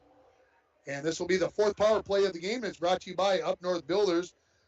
Expert construction in International Falls, planning, management, and experience. It makes a difference. Up North Builders. Face off to the left of Radovich. Broncos will bring out Dremel, Allen, Skifstead, Worley, and Joslin on the power play to Skifstead. Back to Worley. Cross ice for Joslin. His wrist shot. That high riser goes well over the crossbar. Allen has it along the near half wall. Back out to Worley at the point. His wrist shot gets all the way to Radovich, and he hangs onto it with the glove. 10:55 remaining in the second period. 4-1, Hibbing Chisholm leading it here in this Section 7A game. Faceoff will come again to the left of Radovich. Allen against Keegan Fink. Fink wins it back. Kabina fires it all the way around the boards. It'll head all the way down the ice. Freider thought about putting the pressure on. This is now I'll just I'll let you get in there first, Joslin, then I'll come smack you along the boards. Worley skates out from behind his own net. Pressure there by Freider. Leaves it to Joslin in the corner. Joslin looks up the far wall. Now out to center, tipped in by Dremel. No icing there. Oh, they gonna say icing. I thought he got a piece of that. I'm sure I could hear it in the microphone, but not to be. And so we'll get a face-off down in the Bronco zone. 10:29 in the second period. 1:21 on the Bronco power play, brought to you by Up North Builders. So the face-off will come to the left of Diego Christensen, getting his first varsity start here for International Falls. Face-off is won by Savonin. Kosha controls. He skates in behind his own net. Tries to come along the near wall. Excuse me, that was Glowak. Now we're going to get another penalty here, and this is going to be on the Broncos for tripping. So there goes the power play. We'll have some 4-on-4 hockey, as it will be Zahn that will head to the penalty box. 6:42, the time of the penalty. So we're going to have, about a minute 10 of 4-on-4 hockey. Face-off will come to the right of Diego Christensen. Savonin will take the face-off for the Broncos. It will be Gabardi to take it for the Blue Jackets. Gabardi wins it back. Rude shot from the point. That's kicked away by the goaltender Christensen. Clearing attempt kept in at the point by Rude. His wrister deflected away and then knocked away by Glowak. Can't get it out of the zone, but Savonin gets it outside of the zone. Hibbing fires it right back in. Wraps it around the boards. 4-on-4 hockey here. Glowak has it in the corner. Dixon nearly picked his pocket, and Savonin picks up the loose puck. Looking for caution. Taken away by Dixon. He skates in on the back end. Shot, missed the mark. Off the end wall. Broncos look to clear. Kept in by Rude. No, he gets past him and all the way down the ice. 30 remaining in the 4-on-4. Then Hibbing Chisholm will have the power play. Rude in behind his own net. Now 3-on-2 coming back the other way. Rude down the far wall on his backhand. Tries to get past Glowak's shot. Saved by Christensen. And the rebound deflected there by Gabardi. And Christensen comes up with a second save. And then Glowak and Gabardi exchange pleasantries in front of the Bronco net. The clock stops. 9:27 remaining in this second period. 19 seconds remaining in the 4-on-4. Score 4-1 in favor of Hibbing Chisholm on your Rainy River Community College scoreboard. Face off to the left of Christensen. The Broncos maybe a little slow getting out on the ice here as trying to keep those bodies rested. Taking the face off will be Allen for the Broncos. He'll be joined by Joslin, Worley, and Skifstead. Face-off is controlled by Hibbing. They throw one towards the net. Joslin backhands it out, and it'll be Skifstead. 2-on-1 with Allen into the zone. Skifstead tried to go across to Allen, and a good job by Kabina to use his body. There's a rebound and a goal for Royce Allen off the wall. Good play by Skifstead as he got there after that puck was pushed away and played it off the end wall right onto the stick of Allen, and the Broncos are within 4-2 here in the 4-on-4 goal. This goal will come at the 7:44 mark, and it'll be Royce Allen's first goal as a Bronco, as he's new to the program. And what a great way for him to get his first goal in the first game here, as we will continue with 4-on-4 hockey. 7 seconds left here. Now the referees and the linesmen, all three of them, are having a discussion about something here, and I'm not exactly sure what, but we'll see what they think. But I think it's going to be 16 from 6, and we'll see what the referee's going to come over and tell the PA guy, Mark Glowak. So we'll see how this pans out. It looks like it's just going to be official scoring. 4-on-4. We're back underway here. The Broncos have it. Cross ice pass for Schultz. He has it along the far wall at the red line. Tries to dump it in. Finally does get there. Now Hibbing is at full strength. They are on the power play. Puck along the near wall. Fink picks it up, skates it into the Bronco zone. Leaves it there. Freider skates to the top of the circle. Now to the dot. Gets pushed wide by the Bronco defense. 35 remaining in the Hibbing power play. Kabina has it at the point. Far side. Looking for A.J. Lehman. He couldn't control it. Goes into the corner. Battle for it there. Lehman kicks it along. Back to Fink in the corner. Out to the point to Kabina. Kabina. Back to the wall to Fink. Fink skates in. Shoots. That's off the glove of Christensen and into the near corner. Kabina pushes into the corner. Missed the pass there was Kemp and the Broncos. Cannot clear. Comes to Fink. Fink. Out to the point. Kabina. Broncos are at full strength. Right out front. Oh! Christensen sticks the leg out. And standing at the doorstep was Lehman. That is denied. And here come the Broncos back the other way. Koshik, his shot, knocked down by Kabina. Koshik flips one towards the net. That goes past the wall, past everybody out there. Puck laying along the far wall. Fink knocks it out to center. Pushed along there by Rosti. Rosti getting into the game for the first time. There's a shot from the far side of the ice by Koshik. Radovich says, I'm going to glove that even though it's not going into the net.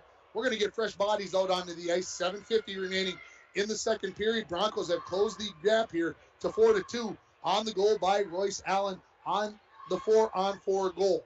Faceoff will come to the right of Radovich. Broncos' first game of the season, game number 3 for Hibbing Chisholm here at Bronco Arena this evening. Happy to have you along. Faceoff comes all the way to the near wall. Picked up there by the Blue Jackets. This is Peyton Taylor. Gets to the red line, and they are going to say offsides, I believe. And the faceoff is going to come back to the center dot with 7:42 remaining.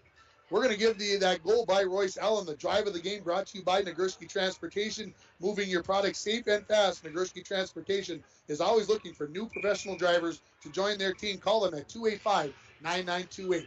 Faceoff win by Allen. Skifstead, after a pass from Zahn, sends it into the Blue Jacket zone. Rude back behind the net. Avoids the first check there. Can't avoid the check of Allen along the far wall. Skifstead kicks it off the wall. Comes loose onto the stick of Taylor.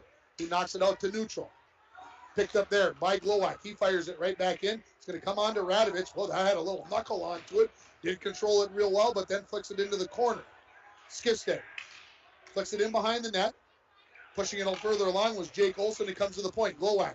His shot way wide of the mark. Goes off the far corner. Skating in off is Schultz.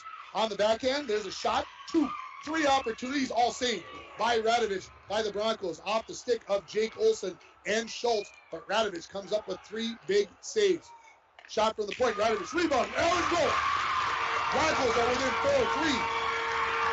As Allen is going to pick up his second goal of the period. The assist going to go to Schultz, and the Broncos are within 4-3 with 6:49 remaining in the second period.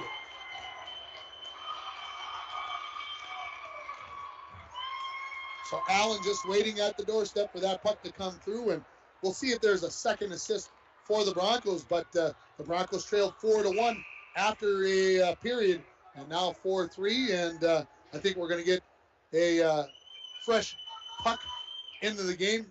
Allen scored before. They didn't take the puck out of the game, but now they'll take it out, and they'll send it over to the bench, even though it's officially his second goal. I think it was still the same puck, so it all still has the same meaning. So 5-on-5 hockey here, 6:49 remaining in the second period, and we'll pick up the assist here in a moment when PA guy gets ready. Hibbing has it along the far wall. They go and tip it into the Bronco zone. Back to pick it up is Glowak. He loses the puck. Thrown into the far corner. for the Broncos, number 16, Royce Allen. With the assist, number 8, Hayden Zahn. That's Allen from Zahn. And they say from Zahn and not 9, so here come the Broncos. Koshik into the zone on his backhand, tried to go to Schultz. That was knocked away nicely by the Hibbing defense, and they send it down the ice. If this has enough energy, it will be icing, and they wave it off. Glowak picks it up, just over 6 minutes remaining in the second period. Glowak along the wall. Right out front, backhand, saved by Christensen, rebound, and it's a goal for Hibbing. And it is going to be number 17, Casey Kemp, that is going to give Hibbing back their 2-goal advantage. That was just a turnover in the zone, and fortunately on the replay there, that's awfully bright. I couldn't pick that up. But this goal is going to be at the 10:58 mark, so just 47 seconds after the Broncos scored to cut it to a 1-goal game. It's now 5-3 in favor of Hibbing Chisholm, and we'll pick up the official scoring. But I know Casey Kemp definitely has the goal for Hibbing Chisholm. Puck back underway here on the ice. Skipsted loses an edge along the far side.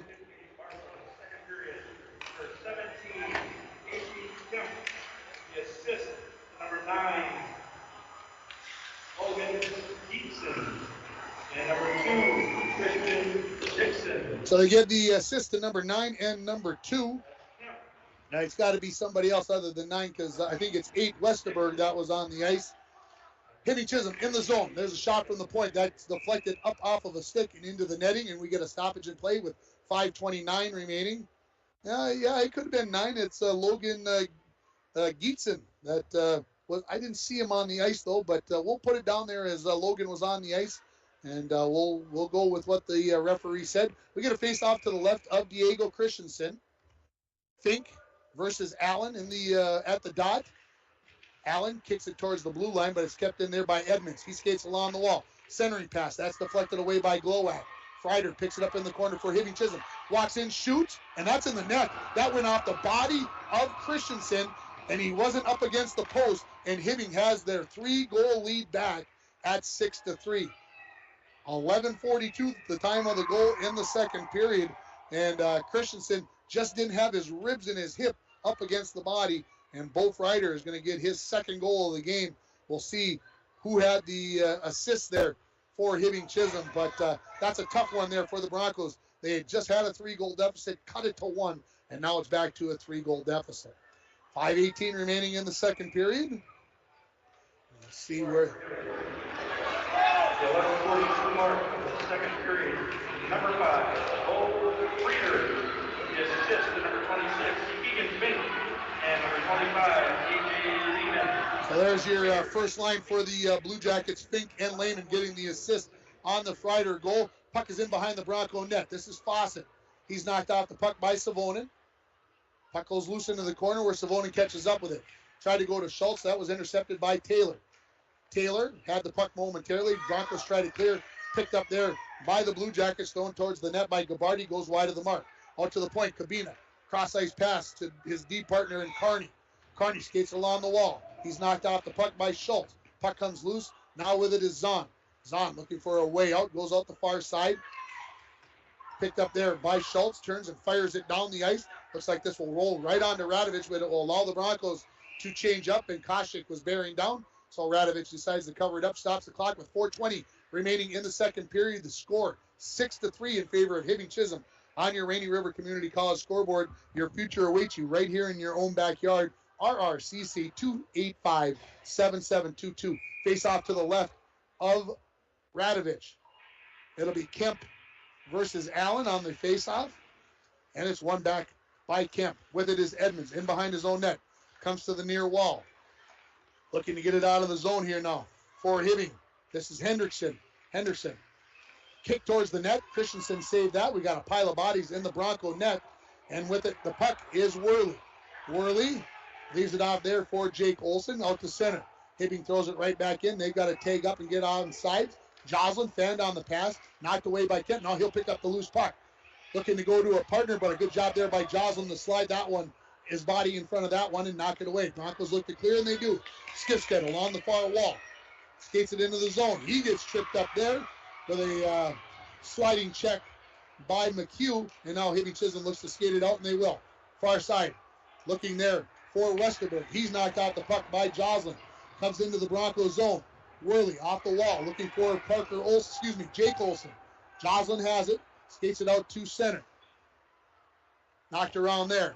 Schultz finally fires it in as the Broncos are in the middle of a change. Going into the corner and picking it up there is McHugh for Hibbing Chisholm behind his own net. Just over 3 minutes remaining in the second period. Hibbing Chisholm up 6-3 through neutral. This is Dixon. Comes in all alone as his teammates changing behind him. Picking it up there for the Blue Jackets is Edmonds. He skates in on the backhand. Never got a shot up as he was tied up by Zahn. Puck comes loose. Comes into the corner, out the point to Fink. Kabina keeps it in at the point. Backhands one towards the net, that's wide of the mark. In behind the Bronco net, goes to the far corner, Dixon for Hibbing Chisholm. He's knocked out the puck there by Schultz. Clearing attempt by the Broncos, never got out, and thrown right back along the wall by Edmonds. Centering pass, went in behind the Bronco net. Picked up there by the Blue Jackets, out to the point to Kabina. Cross ice, Edmonds, looking for Fink. He'll pick it up along the far half wall, into the corner to Dixon. A lot of big hits going out on the ice for both teams now. Kabina at the point, skates to the top of the circle, shot, Christensen. Got that one with the body, deflects into the far corner. Schultz going to skate it out of the zone with just over 2 minutes remaining. Try to go to Koshik, they connect. Koshik's knocked out the puck nicely there by Rude. Hibbing Chisholm back the other way. Fink along the near wall. Had the puck knocked off of his stick by Jake Olsen. Hibbing Chisholm will fire that in off the stick of Gertson. Now onto the stick of Freider. Lays on the brakes. Shoots. Spotty save by Diego Christensen. Stops the clock with 1:49 remaining in the second period. 6-3 the advantage for the Hibbing Chisholm Blue Jackets on your Rainy River Community College scoreboard. Face-off will come to the left of Diego Christensen. Again, happy to have you along on the range. WMFG 106.3. I'm Tim Ringhofer, the play-by-play guy here in International Falls. Hope you're enjoying the coverage here from Bronco Arena in this Section 7A hockey game between the Broncos and the Blue Jackets. Face off. Going to be taken here by Gabardi and Savonin. It's 1 to the Hibbing Chisholm Blue Jackets. To the point. Cross ice to Rude. Just kept it in at the blue line. He fires it in behind the Bronco net. Freider tried to leave it off for a teammate there. Broncos look to clear. And they do. Skating out with it. Savonin now into the zone. Wide. Trying to go back to Royce Allen, but they couldn't connect as Hibbing Chisholm knocked that in behind the net. Deflection, and now here come the Blue Jackets back the other way. 3-on-2 opportunity as they come into the zone with Freider on the puck. Top of the circle. Shot. Never got to the net. There's a second shot from his belly by Freider that Christensen kicks away. Glowacz out to neutral. Cross ice looking for Savonin. First one there, though, is going to be McHugh for Hibbing Chisholm. Just over a minute remaining in the second period. Kabina in the near corner. Hounded there by Savonin. Savonin takes it away. His centering pass deflected and picked up there by Gabardi. He goes out the far side. Kept in by Zahn momentarily. Now Hibbing Chisholm. Cross ice pass looking for Kabina. 50 seconds remaining in the period. Kabina right in front of his own net. Far side for McHugh, who leaves it off for Lehman. Lehman dislodged from the puck. Rolls into the Broncos zone. Lehman picks it back up there. He's knocked out the puck by Zahn. Puck comes loose into the near corner. Poked along by Kabina. Kabina centering pass. Deflected away by the Broncos. Picked up in behind the net by Zahn. He loses it to Lehman. Out front, Taylor centering pass. Deflected away nicely by Glowacz. 20 remaining in the period. Kabina avoiding poke checks. Now in behind the net. Centering attempt. Never got there. Zahn has it. Plays it to the near half wall. Skifstead looks to shovel it out of the zone. Kept in by Mr. Kabina. He throws it into the far corner with 8 seconds remaining. Fawcett. Backhand pass. Onto a teammate's stick, but that is deflected out by the Broncos to neutral, and we'll get a whistle with 0.4 seconds left as Hibbing knocks it up into their own bench, and we'll have a face-off at center ice here. That will be, well, academic in the sense of I don't think anybody can score with 0.4 seconds left. This period is going to end with the lead of 3 goals for Hibbing, just the way we started the period, and what an interesting period it was. I can't wait to hear the thoughts of Mike Bolstead at halftime, or at in between periods, as we will take a 3-minute timeout here from Bronco Arena with the score. Hibbing Chisholm 6, International Falls 3. You're listening to Boys Hockey on K104 in International Falls, on WMFG 106.3 in Hibbing, and online on video on yourliveevent.com. From all of us at Enbridge, thank you. Thank you. Miigwech, and thank you for working on Line 3 replacement. Thank you to everyone who supported this project. Construction is complete on a new and safer pipeline that will deliver the North American energy that we all rely on every day. And it's done thanks to the support and hard work of thousands of people. I'm grateful for every single voice of support and every hour of labor put into this project. Thank you. Rainy Lake Medical Center is proud to offer local athletes a robust sports medicine program that includes comprehensive rehabilitation for athletic injuries, post-surgical rehab, and return to sports guidance. Rainy Lake Medical Center's Advanced Concussion Management Program offers additional protection and peace of mind to athletes and parents. For more information, call Rainy Lake Medical Center Therapy and Wellness Department at 283-5420. Good luck, athletes, on a successful year from Rainy Lake Medical Center. It's the Chevy Open Road Sales event right now at Ekman GM of International Falls. Check this out. The new 2021 Chevrolet Silverado 1500 Crew Cab Standard Box 4-Wheel Drive LT Boss, MSRP $57,500, sale price $54,000. Or this 2021 Chevy Silverado 1500 Crew Cab Short Box 4-Wheel Drive LT Trail Boss, MSRP $54,705, sale price $51,205. Chevrolet, find new roads. Find out more at EkmanGM.com. A message from CAPE, Couchiching Area Prevention and Education. The 2021 International Falls Positive Community Norm Student Survey found that most students agree that vaping or using e-cigarettes is never a good thing for anyone in their age range to do, and many students disapprove of their friends vaping or using e-cigarettes. CAPE is working together to empower the communities within Couchiching County to reduce alcohol and other drug use among youth and young adults. Together, we are strong. This ad has been funded by MNDHS BHD. Snow falls on an old apartment. Inside, the holiday season is in swing. On the first floor, Cokes are poured and stories shared among friends. 3 flights up, one generation passes down the family recipe to the next. So good. Inside every home, there's magic. Coca-Cola, real magic. Enjoy the real magic of the season with close friends, family, and refreshing Coca-Cola paired with all your holiday meals.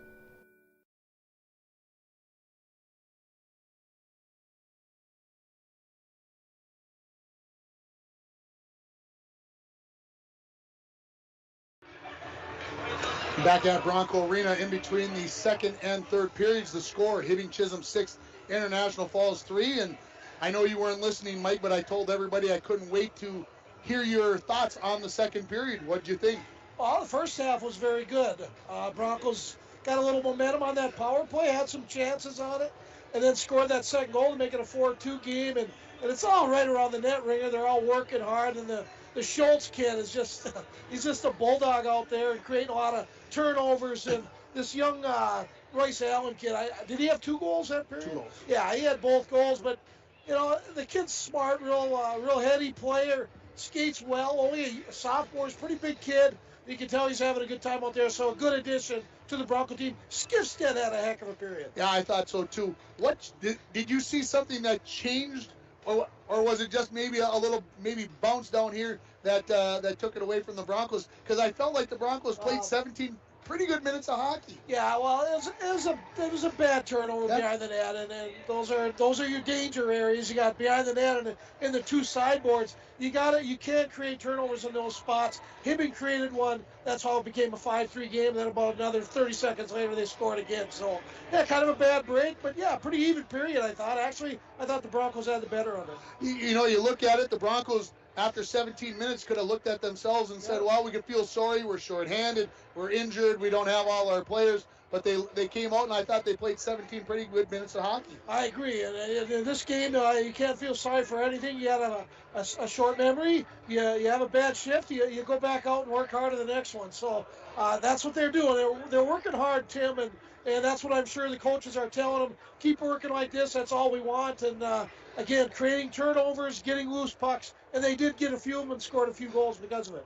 Looking at the Hibbing Chisholm side, I really like their first line of Fink, Lehman, and Frieder. They make a lot of good things happen. But I'll tell you, their second and third lines, they're missing a couple of kids from the game from the other night, but their second and third lines seem to work well together as well. Yeah, and what you do there is you're battling for spots, and if you get an opportunity, you got to make the most of them, and that's how you can get a spot on those top three lines. Is whether you're playing JV and maybe a little bit of varsity, but a couple guys out, take advantage, and that's what these Hibbing kids are doing, and that's what they're known for. Hibbing has always been a long history of having a lot of good young players. I know their youth programs are getting better. They know they have to get them better, and that's what's happening in Hibbing, and good for them.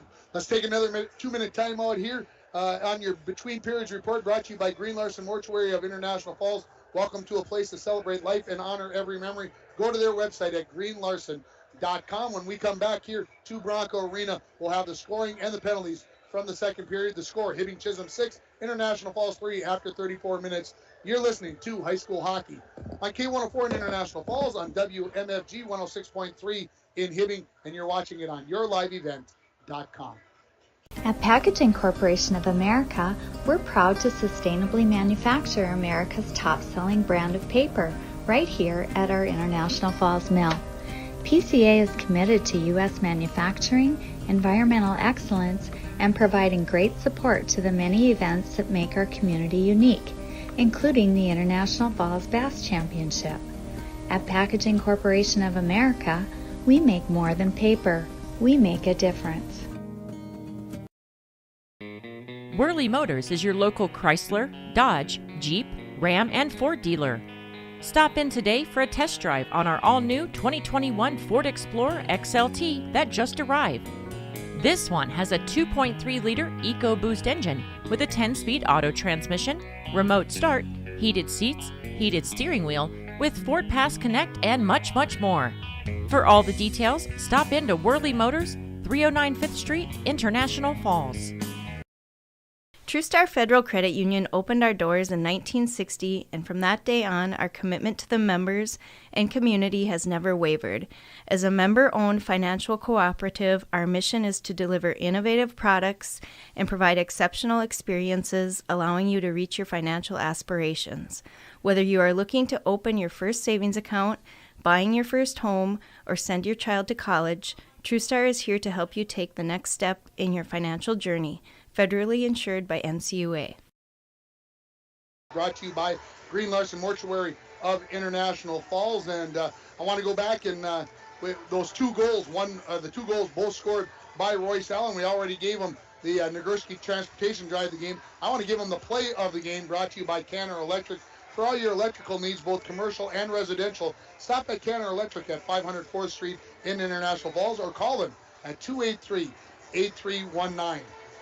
Let's go over the scoring from the second period. At the 7:44 mark, it was Royce Allen getting the second goal for the Broncos. That closed the gap to 4-2 at the 7:44 mark. The assist goes to Braden Skipstead. That goal was on the 4-on-4. Just under 2.5 minutes later, it was Royce Allen getting his second of the game. The assist goes to number 8, Caden Zahn, and the Broncos were within 4-3. But Hibbing Chisholm would answer back 47 seconds later on the goal by Casey Kemp on that turnover.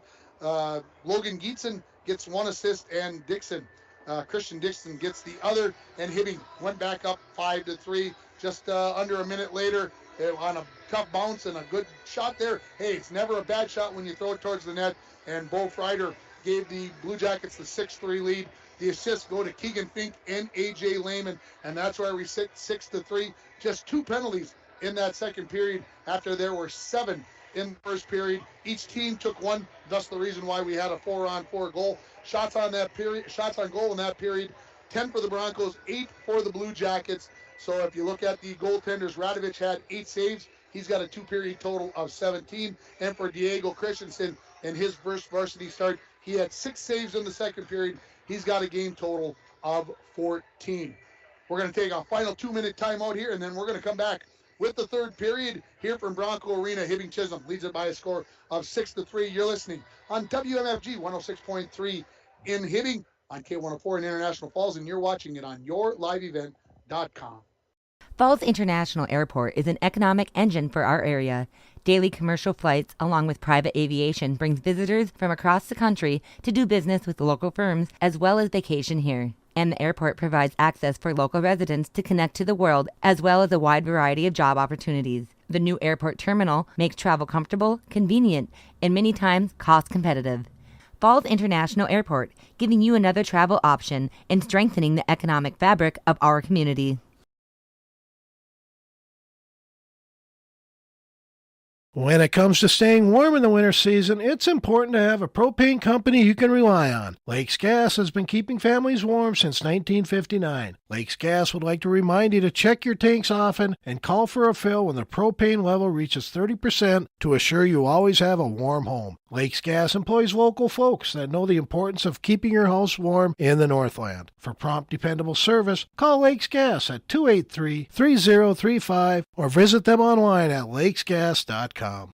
Lake of the Woods Foods of Baudette is proud to be sponsoring Bronco Sports. Lake of the Woods Foods invites everyone to Baudette to check out the new look and added additions to our beautiful store. Caribou Coffee with takeout or drive-up service. Our full-service butcher shop with International Falls' very own Paul Dremel cutting your meats to order. Shell Gas with 91 non-oxy gas for snowmobiles and four-wheelers. It's new, it's exciting. Visit the new and improved Lake of the Woods Foods of Baudette. Check out our Facebook page and weekly ad at lakeofthewoodsfoods.com.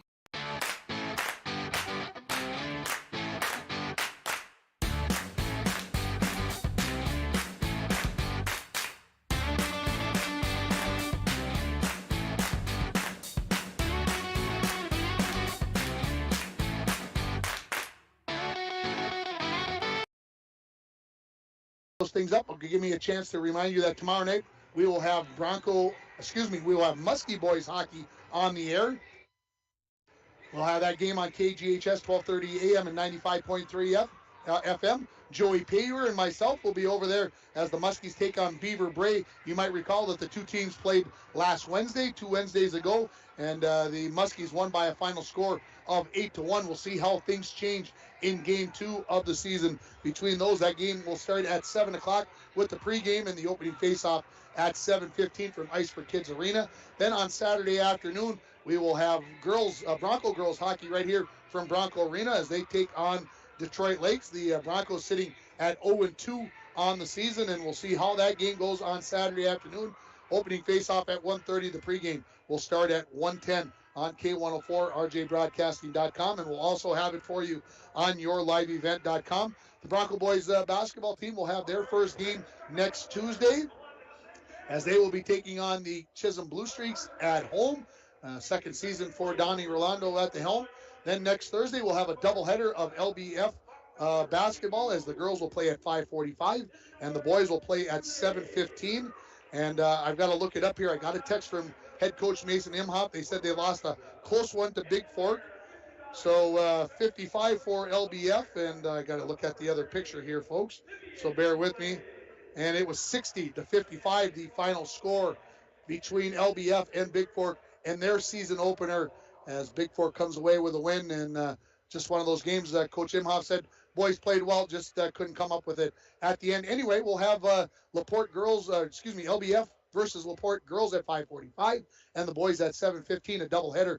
We'll also have that on yourliveevent.com. And then next Friday, I get a chance to make my first ever trip to Ely to do a basketball game. I've been doing games for K104 for, almost 14 years, and it's hard to believe this is going to be my first trip to Ely, but looking forward to that as the Bronco girls are 1-0 on the season after they put the beat down on Evelyn Gilbert the other night by a score of 58-27.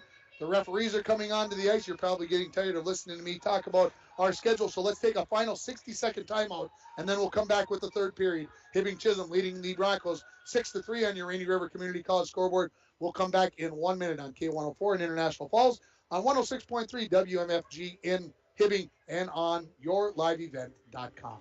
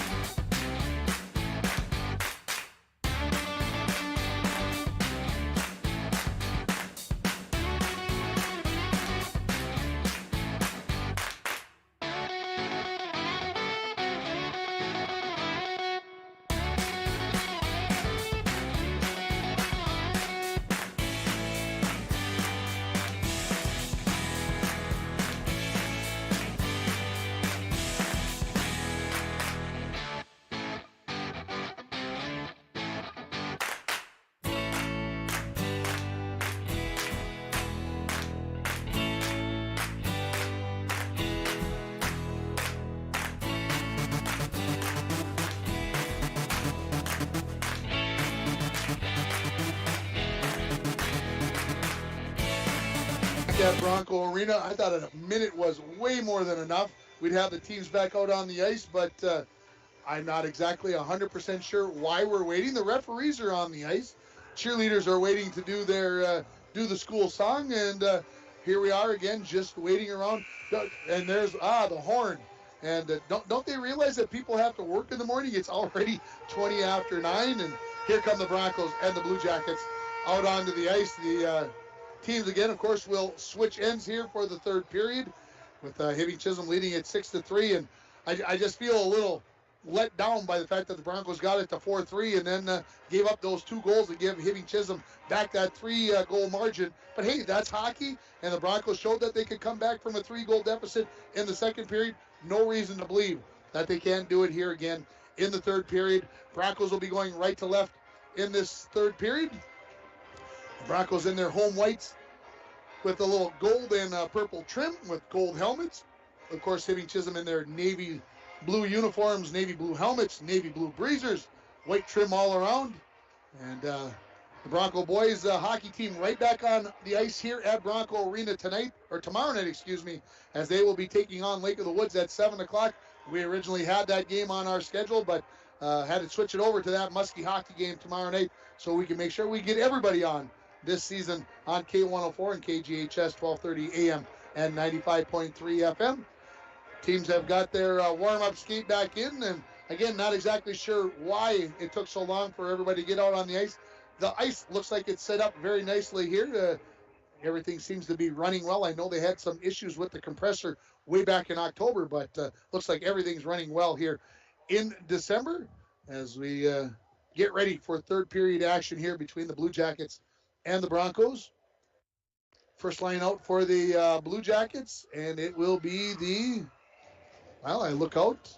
Yeah, first line here for the Broncos as well. Fink and Savonin will take the face-off at the center dot. Linesman checks with both goaltenders. Both flashing lights work on both ends. Cheerleaders close the door on the far side. Third period hockey underway here at Bronco Arena. Face-off won by the Blue Jackets. Cabina thought about going cross ice. I think that puck maybe hit a little water on the far side, but now Fink knocks it out to neutral. Puck knocked along and picked up by Glowak. Plays it off the near wall, and Schultz hammered up against the wall by Fink. Schultz looked around for a penalty. There's a shot from a sharp angle by Koshik. Radovich had it in his equipment, wasn't quite sure where it was at, and then found it late to stop the puck.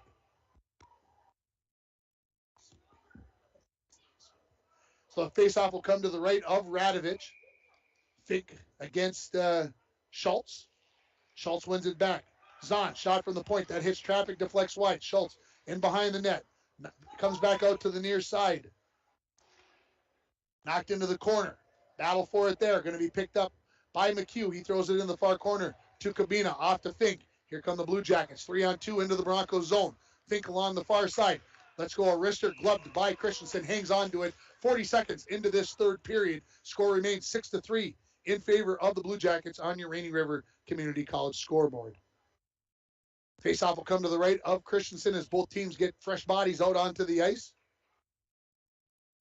Second line for the Broncos, second line for the Blue Jackets. No surprise there after we had the first lines. Kemp versus Allen on the faceoff. Faceoff won by the Blue Jackets. Rude at the point, skates it into the corner. Leaves it for Dixon. Centering pass cleared away by Worley. Picked up by Dremel. Dremel knocks it off the wall out to center. Picked up there by Allen. He's knocked off the puck, and it comes loose in behind the Blue Jacket net. Rude has it there. Goes out far side to Dixon. Near side to Kemp. He skates into the zone. On his forehand now. Leaves it off for Fawcett. Fawcett just lost the handle on it. Wanted to go backhand and couldn't find the handle on it. Fawcett gets the return pass to Dixon. Centering pass right out front. Kemp right there. Christensen thought it might have snuck in behind him, but it was floating out in front of him, and the Broncos clear it away. Broncos will get new bodies on as Rude goes back to pick it up for the Blue Jackets. Great opportunity for Hibbing Chisholm there, but Christensen comes up with the sliding save on his knees. Puck at neutral. Koshik had his pocket picked by Kemp. Then Savonin knocked it away. He turns, tries to throw it in, hits the skate of the linesman. Savonin regains it. Tried to leave it out there for Schultz. It's in his skates. couldn't get the handle on it. Now Savonin sent one towards Radovich. He gets the kick on that, knocked it away and cleared away by Edmonds out to center. Skating back to pick it up for the Broncos is Schultz. Fires it cross ice. That skips over the stick of Glowacz. Fink has it. Excuse me, that is Anderson. Into the corner to Taylor. His centering pass knocked away by Glowacz. Koshik turns, fires it cross ice. Onto the stick of Schultz. Schultz, big hit there from the Blue Jackets. Carney, and now the Blue Jackets coming back the other way. Koshik picks up the loose puck in his own zone. Turnover. Taylor comes in. Backhand goal. What a nifty move. He had Christensen going every which way but loose. And he puts it into the back of the net. And Hibbing Chisholm leads it by a score of 7-3 here with the goal coming at the 2:23 mark. What a nice move there by Peyton Taylor as he picked up the loose puck. I believe that goal will be unassisted. And the Blue Jackets have their biggest lead of the hockey game at 7-3. Back out there, Westerberg's going to take the face-off for Hibbing Chisholm. They win it back. Send it right towards the Bronco zone and in by Westerberg. Into the corner. Westerberg pushes it in behind the Bronco net. Picking it up there is going to be Gietzen. His pass picked up by Joslin. And they do give it to Taylor unassisted. Here comes Worley into the zone. Try to toe drag that puck through, and it comes loose into the corner. Battle in the corner between McHugh and Skifstead. Joining in is Allen. Allen has it along the near half wall. Knocks the puck out towards the slot area. Worley just keeps it in at the point, but the Broncos are in the midst of a change. Rude in behind his own net. Dangerous. Skifstead picks it up. Rister, that's a save by Radovich. I don't know if he saw it, but he got the body in front of it. Puck's at the blue line. Skifstead has it. Try to drag it past McHugh, and he knocks it away, and Hibbing sends it out to neutral. Glowacz has it there for the Falls. He dumps it back into the corner. Dump and chase. First one there, McHugh. McHugh pushes it into the corner to Root. Skips his stick. Koshik has it on the half wall. His shot deflected away by Radovich. Goes to the end wall. Savonin lost his stick as him and McHugh were jousting. Here come the Blue Jackets back the other way. Good job by Glowacz to slow that play down. Kreider knocked out the puck by Schultz, and picking up the loose puck is Koshik. Koshik with a head of steam from behind his own net. He's knocked out the puck momentarily by Fink. Pushes it along, picks it up, then fires it towards the net. Edmonds knocks that down for the Blue Jackets. His pass deflected away by the Broncos. Picking up the loose puck is going to be Fink along the near wall. Some big hits along the wall. Here comes Hibbing. 2-on-1. Kreider into the zone. Waiting. Kreider pulls it back, shoots. Saved by Christensen. And I think that puck may have hit the far pipe as that got past Christensen off the stick. There's a kick saved by Christensen on the shot by Edmonds. That goes into the corner. Loose puck picked up by Savonin. He heads up the near wall. Going to get to the red line, going to send it in and head to the bench. He'll come right on to Radovich, who knocks it down with the glove and leaves it for Edmonds. Dremel putting on the forecheck. Puck comes loose. Kemp has it. Knocks it into the far corner looking for Kabina, but it'll come onto the stick of Dixon. His pass intercepted by Allen. He turns and fires a wrister high up over the top of the crossbar. Dremel had it in along the end wall, knocked off of his stick. Joslin squeezes in from the point, throws a shot towards the net. That's kicked out to neutral. Glowacz right back towards the Hibbing blue line. Picked up there by Kemp. He skates into the Bronco zone, into the far circle, knocked smartly away by Glowacz. Dremel kicks it along the far wall.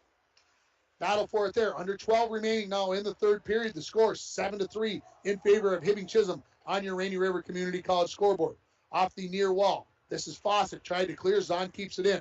Kicks it to himself. Shot deflected away. Goes harmlessly into the far corner onto the stick of McHugh. McHugh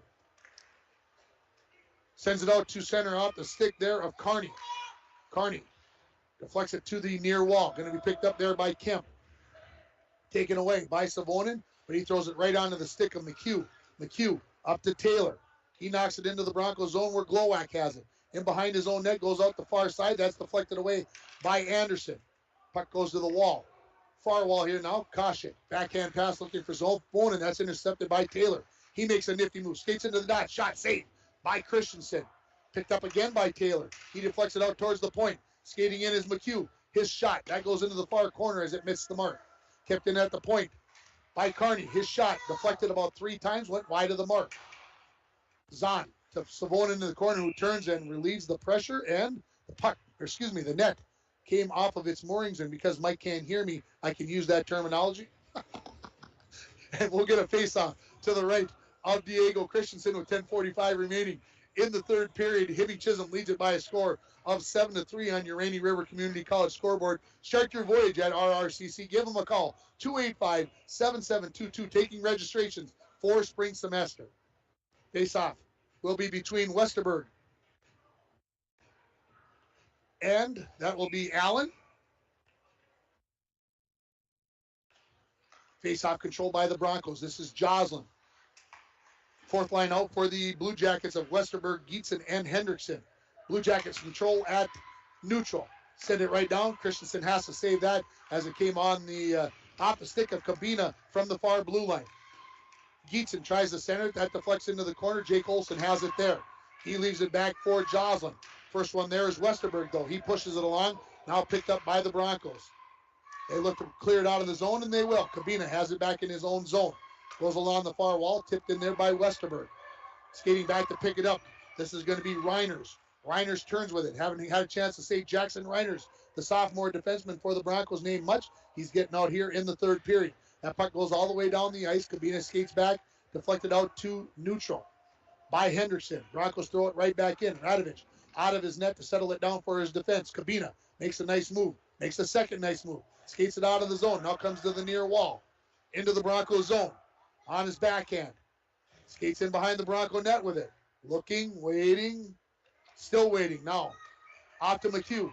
He fanned down the wrist shot, and now here come the Broncos back the other way. Royce Allen has Koshik with him. He decides to dump and head for the bench. Koshik bearing in. Takes the puck away and then has it deflected away by Cabina. Blue Jackets come up along the near wall and out to center. With it here is Gietzen. Gietzen gets to the red line. Christensen kicks that up into the netting. Whistle here with 9:16 remaining in the third period. Score 7-3 in favor of Hibbing Chisholm on your Rainy River Community College scoreboard. Shots on goal. Hibbing Chisholm in their favor, 25-22. Face off to the right of Diego Christensen.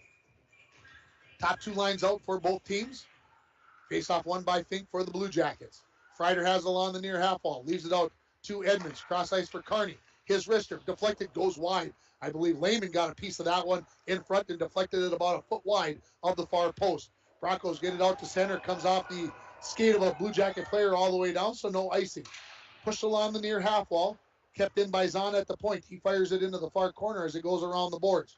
Battle along the far half wall. Koshik tried to leave it off for Schultz, but Hibbing deflects it out to neutral. Lehman has it along the far wall. Just onside were the Blue Jackets. Lehman. His pass goes in behind the net. Taken away by Zahn. Up along the near wall. Savonin backhands it out. Schultz couldn't catch up with it. Freider has it. He tries to turn back against Schultz. That puck comes loose, and Schultz will fire it in all the way around the boards and then head for the bench. Radovich, we got a penalty coming up on the Broncos here. I'm not sure for what. Dremel touches it, and we'll see what the penalty is on the Broncos. It's going to be a 2-minute penalty for interference. And the penalty will be on, I'm not sure yet. This penalty comes at the 8:41 mark, just past the halfway mark of the period, and it will be on Savonin. His second penalty of the game. First one was for roughing, this one for interference. Busy day tomorrow. If I counted right, I think there's like 8 teams in action tomorrow. It's a crazy day tomorrow. Face off to the right of Diego. Face off controlled by the Blue Jackets. This is Dixon. Out to the point to Rude. Cross ice to McHugh. Power play here for the Blue Jackets. Shot from the point. Kicked away by Skifstead. And the Broncos send it all the way down. Radovich out of his net. Settles that puck down in behind his own net for Rude. Rude skates out the far side. Blue Jackets going left to right in this third period. Cross ice pass to the stick of McHugh. He gets to the blue line, wraps it around the boards, and it comes onto the stick of the Rude at the point. Cross ice to McHugh. McHugh, big slap shot. That hits his teammate Fawcett in the backside. And I think if Fawcett hadn't been there, it would have went in the back of the net. Shot by Dixon, goes high up over the crossbar. Comes off the end wall. Rude pitches in from the blue line. Skates in behind the net. Leaves it for Fawcett. Fawcett to the wall here. To Dixon on the near side.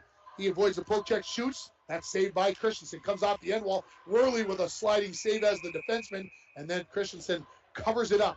with 7:23 remaining in the third period.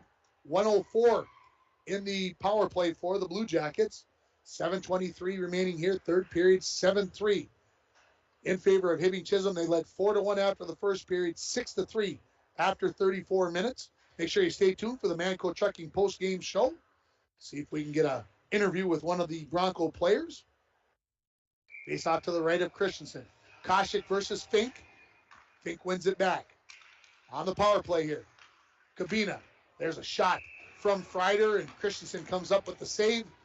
Just 4 seconds after the previous save by Christensen. So we'll do it all over again with Koshik and Fink in the far circle. Face-off won by the Blue Jackets. Lehman, shot, goal.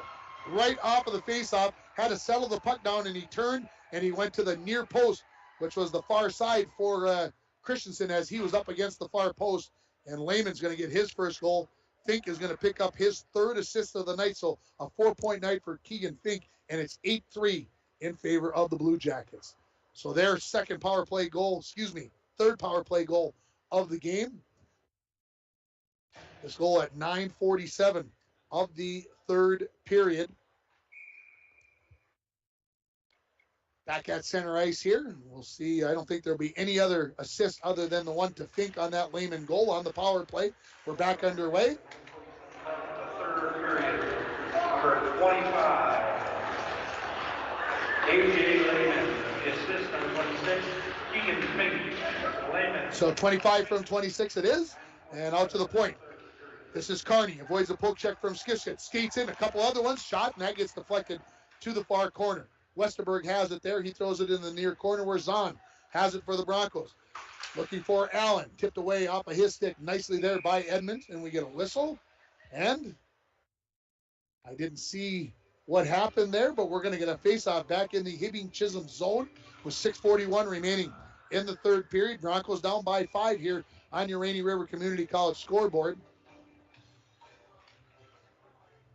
Hand pass, I'm being told by my video guy. Appreciate that. So the face-off will be taken by Gabardi, the third-line center for the Blue Jackets. Coming out to take it for the Broncos. Their first line, it'll be Cameron Schultz to do it for the Broncos. Tied up. Broncos control. Savonin, backhanded shot, never got to the net. Deflected away by McHugh, and now out to center. Racing for the puck is Worley, who will beat Taylor by about a stride, and Savonin has it. Far side, looking for Koshik. That's broken up nicely by Rude. Puck loose at neutral. Worley has it, throws it off the wall, and that'll be an icing call on the Broncos. And the geometry didn't work real well for Worley there. He tried to play it off the wall so that it wouldn't be an icing call, but that's exactly what we get with 6:19 remaining in the third period. Face off to the right of Diego Christensen. Third line remains out there for the Blue Jackets. First line for the Broncos. Face off controlled by the Blue Jackets. Rude from the point. Centering pass. That goes past two teammates out to the defenseman, McHugh. His shot got to Christensen. He knocked that down with a blocker and trying to clear to the Broncos, but kept in by Taylor. Puck goes loose to the far side. Anderson fanned on a shot there, although he was tied up maybe a little bit by Joslin. Under 6 minutes now remaining. Puck comes towards the line. McHugh backheads one towards the net. Knocked away by Reiners. Broncos look to clear, and they do. That'll allow Savonin to head for the bench. The other four Bronco players will stay on. Rude in behind his own net, being hounded by Colin Koshik. There's a big check at center by Schultz. Puck comes loose. Allen, shot saved by Radovich, hangs on to it with the glove. And if you're watching on your live event, you say, well, that check was not at center. I agree. It was inside the Hibbing zone. And we're having a little conversation between Allen and Kabina. Not sure exactly how that got started. I was watching where the puck was at and who was coming onto the ice. And so both players being chastised by the linesman. And so we'll get a face-off to the left of Radovich. Face-off controlled by Westerberg of the Blue Jackets. They throw it around to the near wall. Gietzen backhands one out to neutral. Going to be picked up there by Westerberg. Just onside? No. Offside, the referee says. So we'll have a face-off on our side of the ice, just outside of the Bronco zone with 5:23 remaining. I'm going to give the snap Fitness snap decision of the game to Royce Allen. He was injured in the JV game. He made the decision to come back and play here. Snap Fitness on Shorewood Drive is a 24-hour facility with free weights, tanning, hydro massage, and more. Personal training is available. Give Haley Silvers a call at 283-0020 at Snap Fitness on Shorewood Drive. Ready for the face-off. Allen versus Dixon. Dixon wins it. Kearney, cross ice for Cabina. Looking to go into the zone with it are the Blue Jackets, dumped in there by Hendrickson. Back out to the point to Cabina. Cabina makes a move, gets past two Bronco players. Shot that hits a stick, goes up into the netting, and I believe, they say it was off the stick of off the Bronco defenseman. I thought it hit Hendrickson's stick, but we'll have a face-off to the right of Diego Christensen. 5:07 remaining here in this hockey game, an 8-3 lead for the Blue Jackets. Happy to have you along on 106.3 WMFG, K104 in International Falls, and of course on yourliveevent.com. Savonin will come out to take the face-off, and he wins it back. Picked up by Glowak. He skates in behind his own net, plays it off the wall looking for Koshik, but that's stolen away by Dixon. He skates in, his shot kicked away by Zahn. Loose puck picked up by Koshik. Tries to clear it out, and with a little help from Savonin, he does. No, into the zone. On his forehand on the near side. Driven wide. Radovich got the blocker on it. Wasn't sure what it was. Looked straight down by his right skate. There it was along the post, and he covers it up, and we'll get a face-off to his right here as both teams bringing out fresh people onto the ice. Coming out for the Blue Jackets here will be their second line. Kemp will take the face-off for them. He wins it back. Rude wraps it around the boards. Westerberg was trying to inch out there and pick that one up. That was broken up by Worley. Now Kemp has it. Wheels back in his own zone to Edmonds. Edmonds goes off the far wall. Pushed along by Westerberg. And this could be an icing call if it has the distance, and it does. Not by much. And we'll have a face-off back in the Blue Jacket zone with 4:27 remaining. Blue Jackets, as I mentioned a few minutes ago, led 4-1. Kind of had the better of the play in the first period. The second period was 2-2 in the goal department, and Mike said he thought maybe the Broncos had the better of the play. But here in the third period, 2 goals for Hibbing, one by Taylor and one by Lehman. They've increased their lead to 5 as they lead it 8-3. Face-off controlled by the Blue Jackets. They've done a great job in the face-off circle. Maybe something the Broncos need to work on a little bit before their games coming up. But, of course, they've got a game tomorrow night against Lake of the Woods. Hibbing breaks out of their own zone along the near wall. This is Rude. Rude gets tripped up there. There's a shot. Big save by Christensen off the shot by Westerberg. Broncos look to get it out of the zone. Kept in at the point nicely there by Fawcett. To the far side. Kemp was tied up. Puck goes loose to the far wall. His centering attempt will come to the near wall. Westerberg has it there. Westerberg in behind the Bronco net, looking to wrap it around. Centering pass deflects to the far wall. Picked up there by Edmonds. He throws it into the corner. Back out to Edmonds at the point. He flips one towards the net. Fawcett was floating in there, but getting there first was Reiners, and he sends it out to Skifstead. Skifstead has his pocket picked at center ice. Fawcett picks up the loose puck. Comes in 2-on-2. Looking for Kemp. Bouncing puck. Settles it down. Shot saved by Christensen. Bronco clearing attempt. Kept in by Kearney at the point. Shot there. Christensen tried to cover that one up, but couldn't reach out there far enough after the initial save. Puck in behind the Bronco net. Centering attempt. Knocked away. Right back onto the stick of Freider. He skates out towards the point. Tried to wheel around. Picked out by Skifstead. Skifstead one-on-one into the zone against McHugh. McHugh with a big body check. Knocks Skifstead down. There's a shot from the far wall by Savonin, and gloving that is going to be the goaltender, Evan Radovich, with just under 3 minutes remaining in this hockey game. Shots on goal, 33-24 right now in favor of the Blue Jackets. It was 20-20 after the first period, so that shows you the advantage the Blue Jackets have had in this third period. Face off to the left of Radovich. Fink versus Savonin. Fink wins it back. Cabina. Backhand pass into the corner to Kearney. Kearney along the near wall. Hibbing tries to send it out of the zone. Joslin keeps it in at the blue line. And now persistence pays off. Hibbing gets it back into the Bronco zone. Zahn out to neutral. Hibbing has to touch up as it was deflected back into the Bronco zone. And now they'll send it down. Kearney along the near wall. Tipped along by Lehman. Race for the puck. Fink gets there first. Goes cross ice. That's behind Frieder. He has it now off the far half wall. Knocks it into the corner. Big collision there. Lehman wins over Joslin on that one.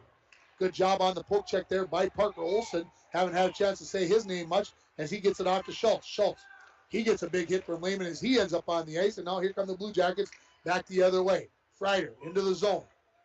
On his backhand. Waiting. Centering pass deflected by Fink. Saved by Christensen. Knocked away by Zahn. In behind the Bronco net. Go under 2 minutes remaining in the hockey game. Puck in the far corner. Pushing it out is Taylor. His shot. That hit the skate of Zahn. He collects the puck. Flicks it out to center. And it'll go just off of the goal. And it'll be an icing call here on the Broncos. Good choice. The Broncos were absolutely gassed. And I'm not so sure that the Blue Jackets weren't gassed themselves. Face off to the right of Diego Christensen. Royce Allen will come out and take it for the Broncos. It'll be Gabarty, the third line center for the Blue Jackets. Controlled by the Blue Jackets. Shot from the point. That's saved by Christensen off the shot from Rude from the blue line. Broncos look to clear. There's a sharp angle shot that hit the side of the net off the stick of Taylor. Gabarty, his centering attempt deflected away by the Broncos. Anderson throws one off the side of the net, and Christensen decides to cover that up. Stops the clock with 90 seconds remaining. 8-3 the score here on your Rainy River Community College scoreboard. Stay tuned in the Manco Trucking postgame show. We will name the North Star Electric Energy Star Player of the game. And I got a feeling who I'm thinking is going to be able to take that honors in this hockey game tonight. Face off to the right of Christensen. And we get a whistle. Take a couple of the players in just a hair early. So they'll chase Allen from the face-off circle. So it was the Broncos that were in too early. Skipstead will take the face-off and wins it. Comes out to the point on the clearing attempt. Kick saved by Christensen off the shot by Edmonds. There's a pretty good holding call. That's going to go a rise. Sharp angle shot. Christensen well up against the post on this sharp angle shot. And he has it caught up in his equipment and stops the clock with 1:17 remaining in the third period. Christensen got hurt on the goal in the second period when he didn't get his body up against the pipe. He wasn't going to make any mistake on that one. He was overlapped on the pipe, overplaying it on that one. Hey, sometimes that's exactly what you need to do here. And both referees are out by the benches, and I'm not sure what's happening back on the benches, but a referee talking to both benches. And I think the referees are happy, and they point to the linesmen that were ready to go. Face off to the left of Christensen. Right off the face-off, Westerberg, his shot hit Joslin. Comes to the near wall, and skating it out is Koshik. Koshik getting back checked there by Gietzen, but he picks up the loose puck. Then he's pushed to the ice. Parker Olson, his centering attempt deflected away by Schultz, goes wide of the mark. Under a minute now remaining in the hockey game. Puck on the far half wall. Shoveling it out to center and into the Bronco benches. McEwen will get a faceoff back in the Blue Jacket zone. The game that just will never end here tonight, as we got started about a half hour late due to an injury in the JV game, where they actually brought the ambulance over and had the backboard out and decided that they didn't need it. And fortunately for the Bronco player, Royce Allen, who's actually playing in this varsity game, he went to the hospital. They checked him out, gave him a clean bill of health, and everything is good to go. He may be a little sore tomorrow. Off the faceoff, Hibbing sends it all the way out to neutral, and we'll have an icing call. Man, that's tough to do. Turn in your far zone, play it off the end wall, and it had enough with 46 seconds left in a period to go all the way down the ice. That's some good, clean ice. The number of whistles.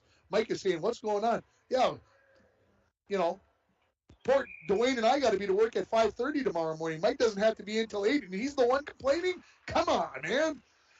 Off the faceoff, Hibbing controls it. They get it out to neutral. Joslin tried to dump it right back in, deflects off Anderson. He's going to skate in on the backhand. Leaves it for Westerberg. There's a big save by Christensen off the shot of Westerberg. Wow.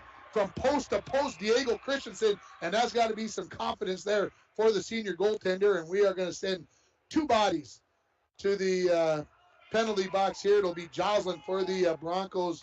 And I'm not sure who's going to go for the Blue Jackets. but a collision there and a little extracurricular on the ice as those two players are on the ice. And it's actually going to be Schultz that they're going to send.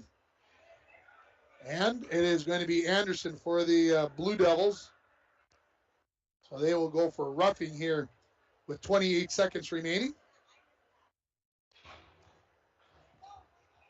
Want to remind Owen Worley that he won because Colin Koshik scored the first goal tonight. Make sure you stop in at this radio station to pick up your $5 gift certificate from Domino's.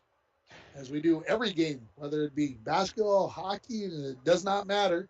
We're going to get a possible chance for Domino's to give you a chance to win a gift certificate. Face off to the left of Christensen, won by the Blue Jackets. Shot from the point is going to be missed by Gietzen. Comes off the end wall, kept in by Carney. His shot deflected away by Joslin, pushed out towards the line by Skifstead. Picked off there by Skifstead. Now Savonin's going to be break in all alone. Shoot, scores! Savonin gets his goal, first goal of the year, and it is going to be on a breakaway with 11.8 seconds remaining. And the Broncos cut their deficit to 4-3, and give Skifstead a lot of credit there. He was back in the zone. He was the one that kind of created the turnover and then the push pass up to Savonin. And the Broncos cut that deficit to 8-4. Again, stay tuned for the Manco Trucking post-game show. Face-off is down, and the Blue Jackets throw it into the Broncos zone. Skating back to pick this up is going to be Glowak. Number 22, Murder Savonin. The assist to number 6, and number 15. And Joslin will also get a assist on that goal, and Joslin with a late hit there. And if you were watching on yourliveevent.com, no need for that. And I think we're going to put a bookmark in this one, and things will pick up when these two teams meet down in Hibbing, because I think there's going to be some hard feelings after this one. A very physical game, some stuff behind the whistle. As a matter of fact, I think Joslin is going to pick up a penalty here at the 17-minute mark for the final penalty of this hockey game, as there were 13 of them in this hockey game, but the final score is 8-4 in favor of Hibbing Chisholm. We'll take a 2-minute timeout here. We'll come back with the Manco Trucking postgame show. You're listening to Blue Jacket and Bronco Hockey on 106.3 WMFG in Hibbing, on K104 in International Falls, and you're watching it on yourliveevent.com.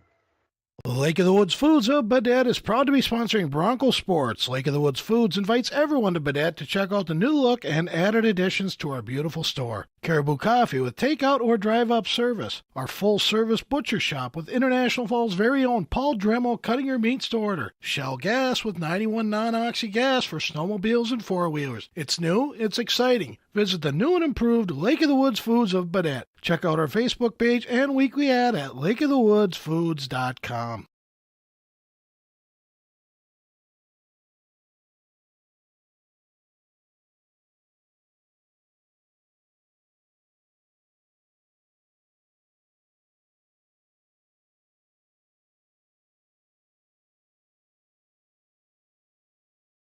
Falls International Airport is an economic engine for our area.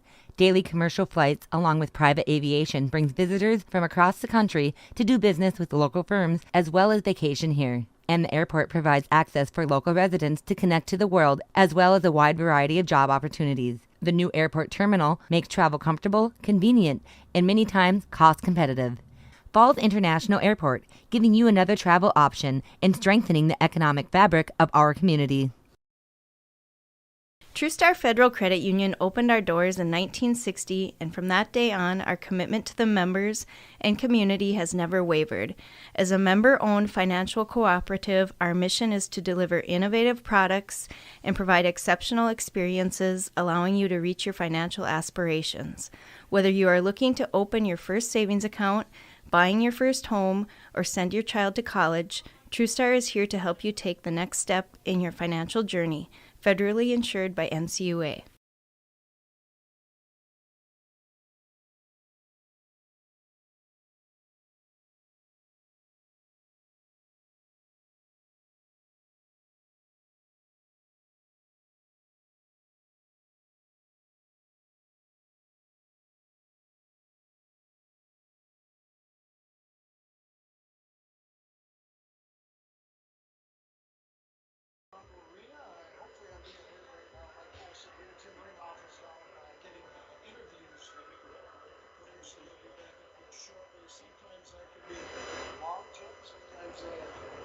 Is that better? There we go. Sorry about that. Back at Bronco Arena, Mike Bolstead here. Tim Ringhofer down getting interviews, hopefully with the players. He's talking to, looks like Bill Mason right now, the athletic director. And sometimes it takes a while to get a player or two out here, so we'll see how long it takes Tim right now. And he's got his mic all ready. But anyways, 8-4 final score here. Hibbing comes up victorious on tonight's game. Relatively... Hibbing was definitely the better team most of the game. Broncos had probably the second period. If they were going to take one period that they maybe won, it would be that one, even though they scored the same amount of goals. But 8-4 final here at Bronco Arena, and again, Tim could be a while. But anyways, good crowd here tonight at Bronco Arena. We want to thank our listeners there in Hibbing, WMFG, for sticking with us. And Hibbing missing a couple players came in here, and the players that filled in did an admirable job, and they came out a much better team on this. What we're going to do right now until Tim gets them interviews, we are going to break away for another 2 minutes, and we'll be right back. Worley Motors is your local Chrysler, Dodge, Jeep, Ram, and Ford dealer. Stop in today for a test drive on our all-new 2021 Ford Explorer XLT that just arrived. This one has a 2.3-liter EcoBoost engine with a 10-speed auto transmission, remote start, heated seats, heated steering wheel, with Ford Pass Connect, and much, much more. For all the details, stop in to Worley Motors, 309 5th Street, International Falls. At Packaging Corporation of America, we're proud to sustainably manufacture America's top-selling brand of paper right here at our International Falls Mill. PCA is committed to U.S. manufacturing, environmental excellence, and providing great support to the many events that make our community unique, including the International Falls Bass Championship. At Packaging Corporation of America, we make more than paper. We make a difference. Snow falls on an old apartment. Inside, the holiday season is in swing. On the first floor, Cokes are poured and stories shared among friends. 3 flights up, one generation passes down the family recipe to the next. So good. Inside every home, there's magic. Coca-Cola, real magic. Enjoy the real magic of the season with close friends, family, and refreshing Coca-Cola paired with all your holiday meals.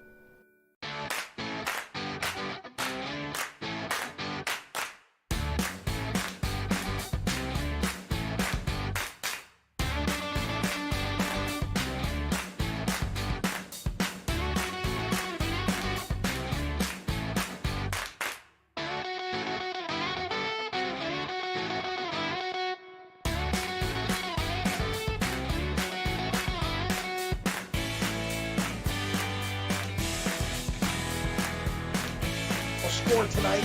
Hibbing prevails 8-4 here on a big win. Iron Range Conference, I still call it that, whether Hibbing's still in it or not.